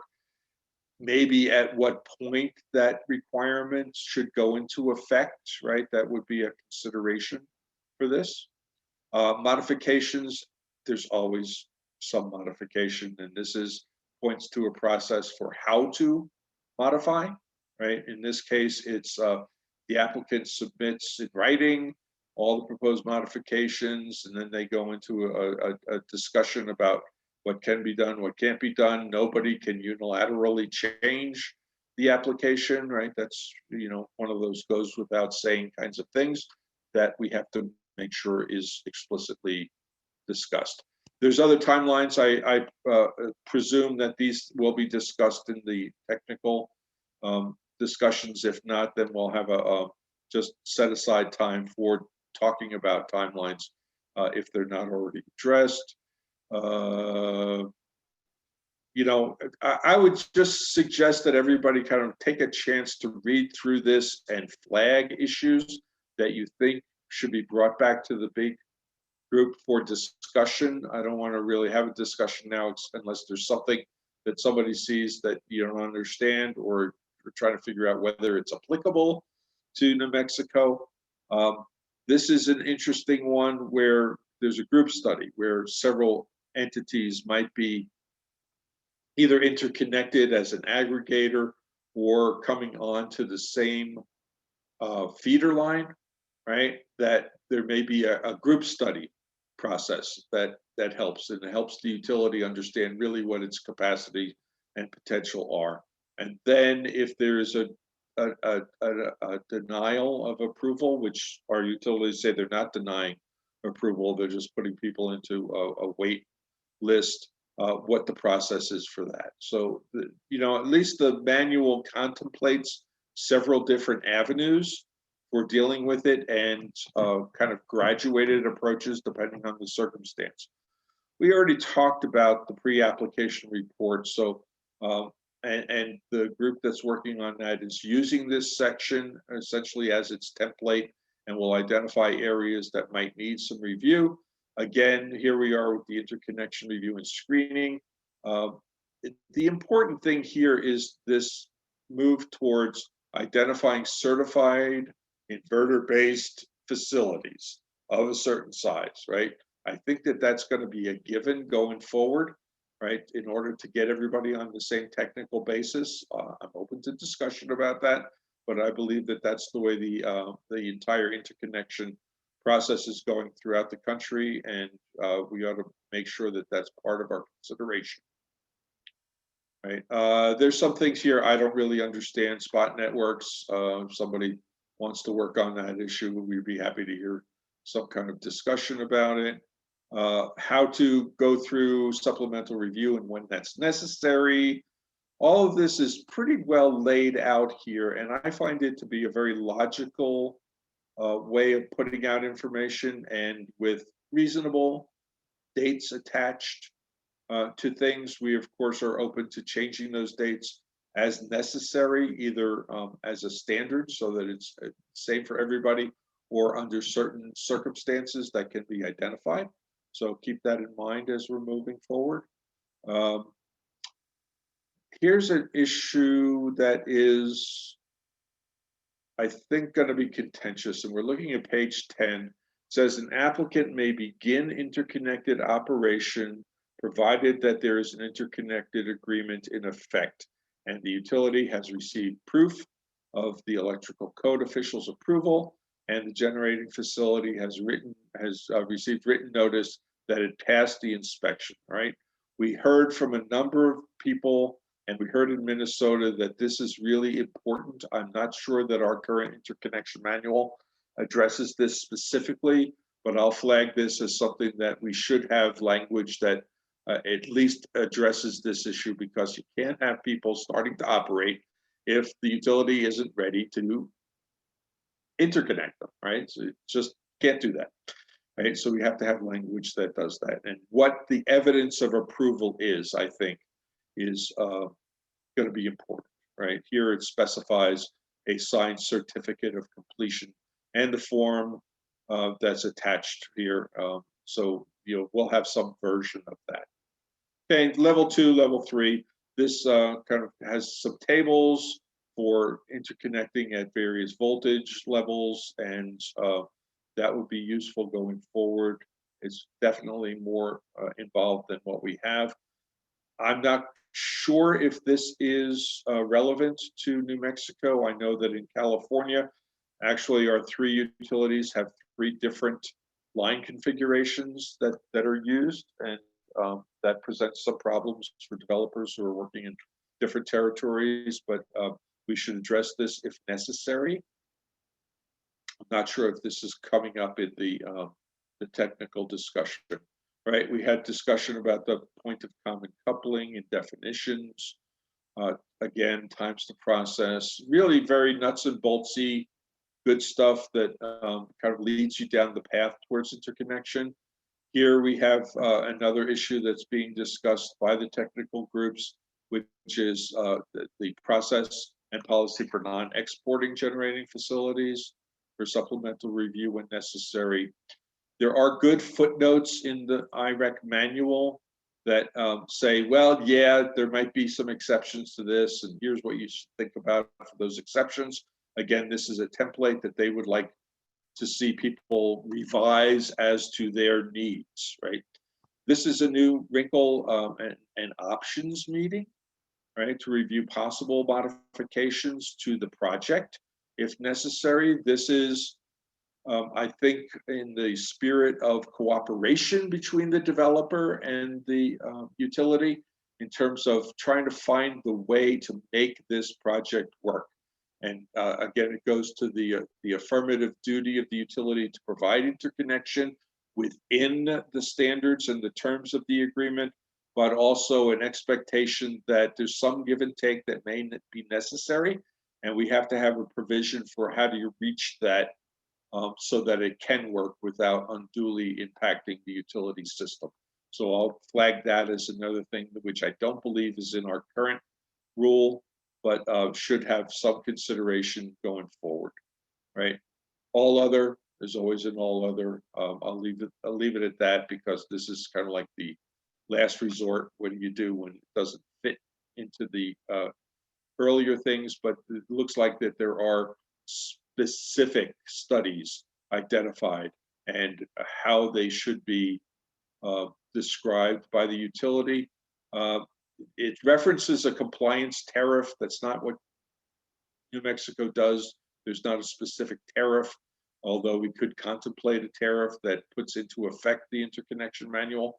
We'll leave that for another day of discussion in terms of longer term thinking. But anyway, there should be some part of the interconnection process that at least explains for people what these entail and what cost may be associated with it, because these are fairly technical issues that will involve a deeper analysis of both the project and the system. Okay, facility study, similar to that, reaching the interconnection agreement, and there are forms that go along with this, the specifics for inspection and operations, general provisions, right? What do you do if you need to request an extension of time? Okay, there's a process for that. What do we do about providing online applications and electronic signatures? I think that this is going forward the way it's going to have to be in order to expedite things, so that you don't need a wet signature and bring documents into a particular office. And I know that the COVID situation has moved many utilities towards doing this. I don't know if there's a rule change or even a legislation change that's necessary to allow for the acceptance of electronic signatures. I know that was an issue in California. They actually had to change statute in order to accommodate that. So we need probably some discussion and investigation of that issue. Dispute resolution we talked about. We're going to look at that. So the group that's working on dispute resolution, Jim, Matt, and Lisa, you can at least look here to see how IREC deals with it. Compare that with what the current language is in New Mexico. Look at what other states are doing and maybe come up with a proposal that the bigger group could discuss, right? Utility reporting requirements are important, and this we may need to have the commission weigh in on what it needs from the utilities. This has a biannual report made available publicly with information from an attachments. We'll probably need to look at that attachment a lot closer to see what's involved in that. But let's save this discussion for closer to the end. See where we are. Again, limited export and export issues. Certainly these things, as we talked about earlier, the groups that are working on the proposals ought to at least look at the IREC model and see how the proposals that they're coming up with either comport or diverge from this recommendation, because I think that it's been well used in other territories, right? And certainly goes into some specific detail that could be helpful. Miscellaneous requirements, again here, commissioning tests, applications are responsible for local code, right? So this is putting the responsibility where it should lie. There's an authorized rate in here. I don't know if that's applicable to New Mexico. We'd have to come up with maybe some proposals on what would be appropriate. Again, installing additional controls are not, a utility can't arbitrarily require that, right? So there has to be some kind of agreement in order to do that. Again, we have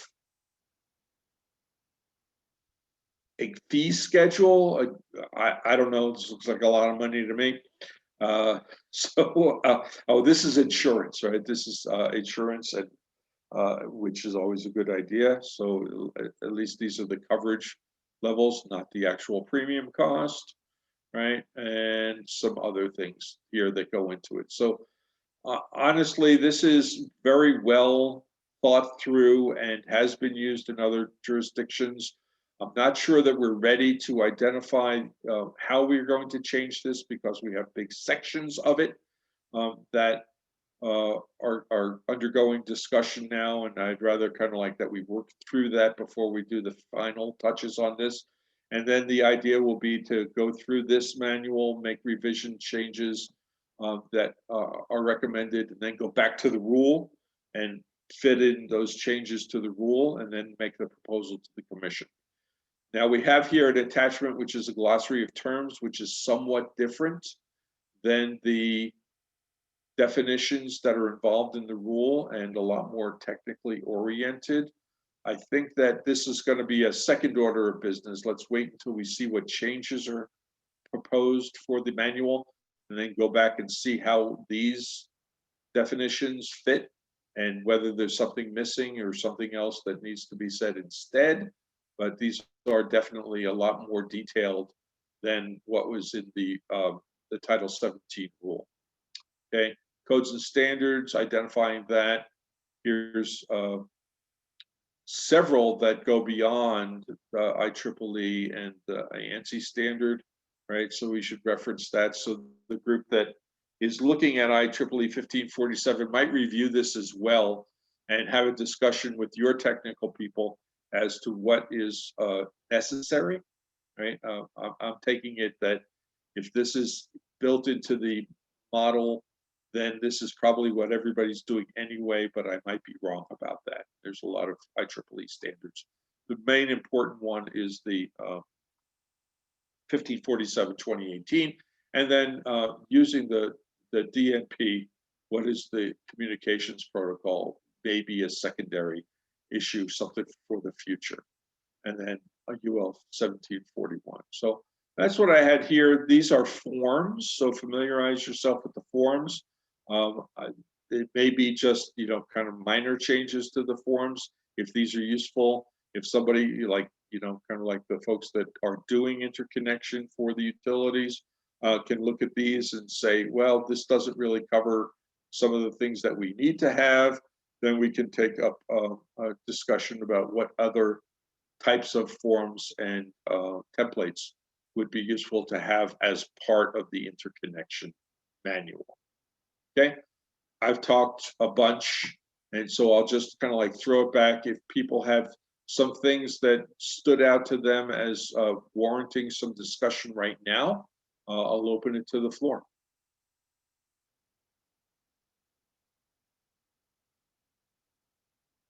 And I'm sorry, I can't see. So if somebody could tell me that there's a hand raised.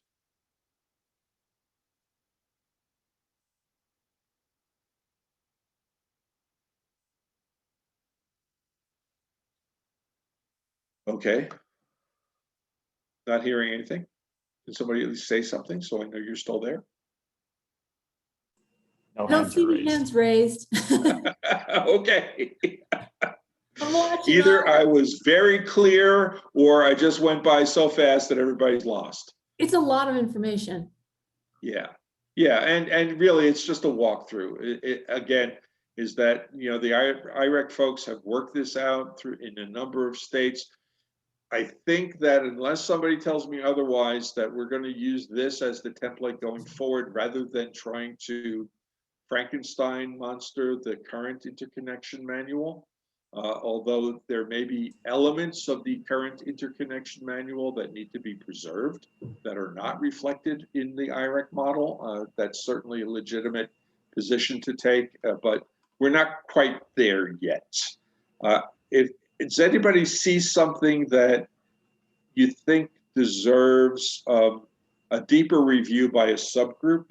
We've already identified IEEE 1547. We've already identified dispute resolution.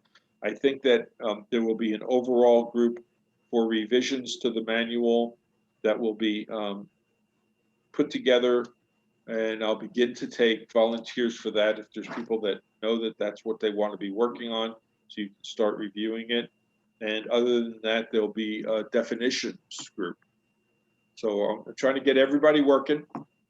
We really appreciate all the effort that everybody's been put in. So folks that have not to date been assigned to a subgroup, this is your opportunity to step forward and really get to the heart of the matter. So Arthur, Matt Hagan has his hand up. Yeah, Matt, hi.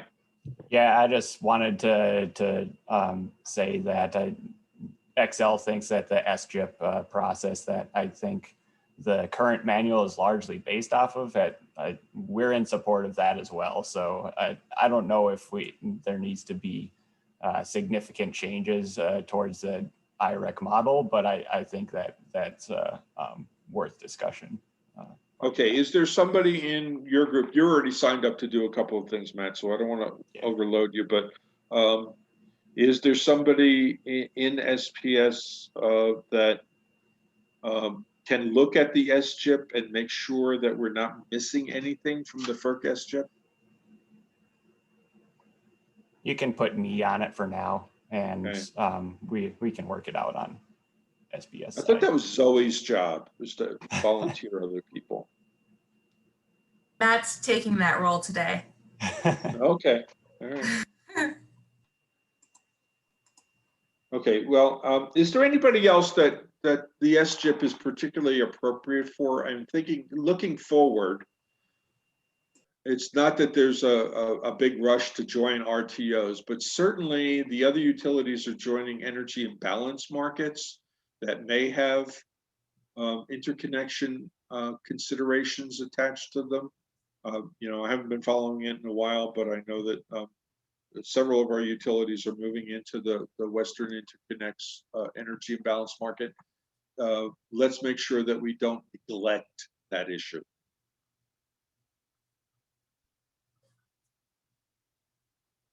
I know that participation in the imbalance market is more of a computer-oriented thing and rather than an interconnection-oriented thing, but there certainly will be developers that want to participate in that market through the utilities going forward. So again, I just don't want to neglect something that may come back in a couple of years, right? Because doing this process, we're not going to change this model every year. You know, this has got to stand the test of time.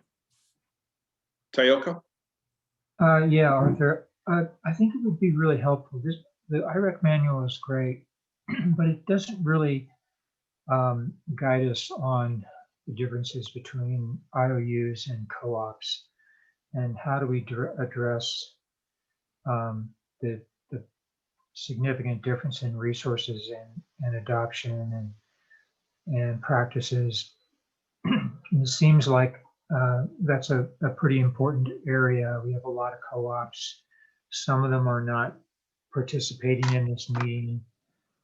Some of them are.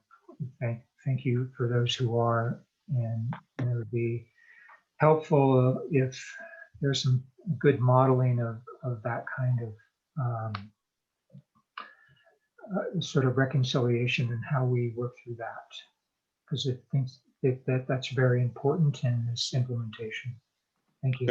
Okay, I agree with you, and again, this is not the last opportunity that people will have to step up, but we'll take that as a certain area of discussion for the group that does the revisions to the manual, and it may take up a lot of time in terms of the commission determining policies that provide for the flexibility that's necessary. So thanks for raising that. Anybody from the co-ops wish to weigh in here based on your very cursory review of what's in the model and what might need to be inserted or changed to suit your circumstances?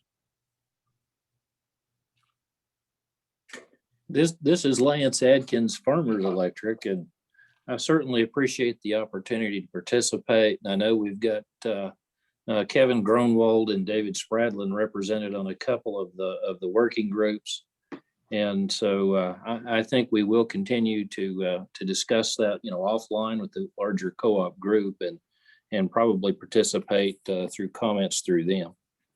Okay.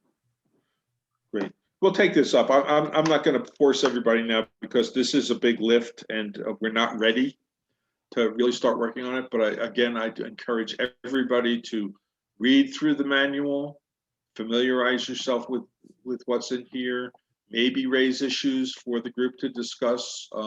We could take comments either, an email that says, as I read through this, I looked at this section and I don't understand it. I don't understand how it would work. Or I think that this might be a way that we could deal with it that's particular to New Mexico. We're open to that. We're really just beginning the process now. We've had a lot of background information and a lot of work that's gone into understanding the status of New Mexico's interconnection. And now it's at that point where we want to see what can work, right? And how to move forward with that. Toyoka, you still have your hand up? Was there something else? If not, okay. That's all I had. Our next meeting is going to be on May 20th. And as we discussed previously, the first part of it will be devoted to the actual proposals on the technical, and we'll see where we are with that, see kind of how close, how far the two different groups are on proposals, what might still require more work. I would like to get the finalized language from the pre-application group that identifies what changes we need to discuss in the language that's in the IREC pre-application report section. We will be hearing an iteration on Jacqueline Waite's group because she was seeking some more information, especially on issues related to the queue and to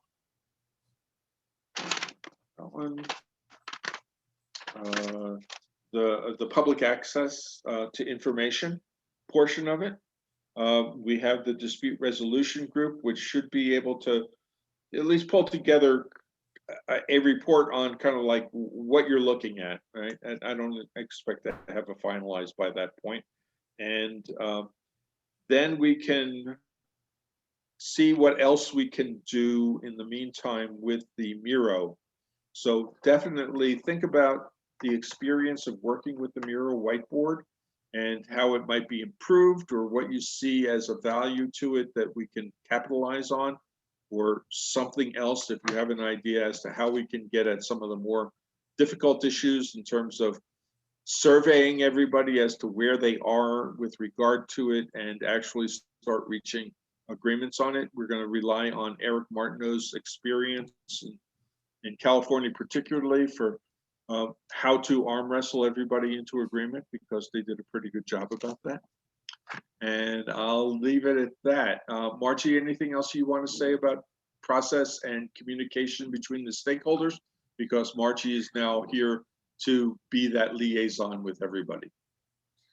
Yeah, thanks, Art. I've put on my screen here the current OneDrive file structure you asked about previously.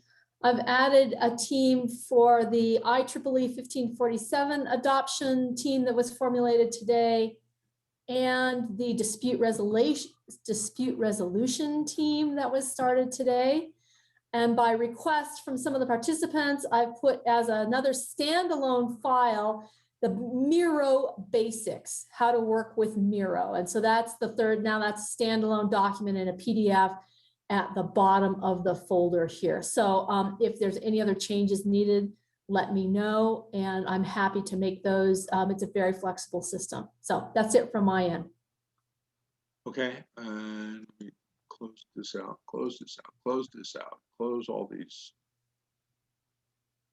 things. Okay, as per usual, it'll be 2 weeks for the next meeting, but next Thursday, we'll have a Zoom available, especially for the team leaders.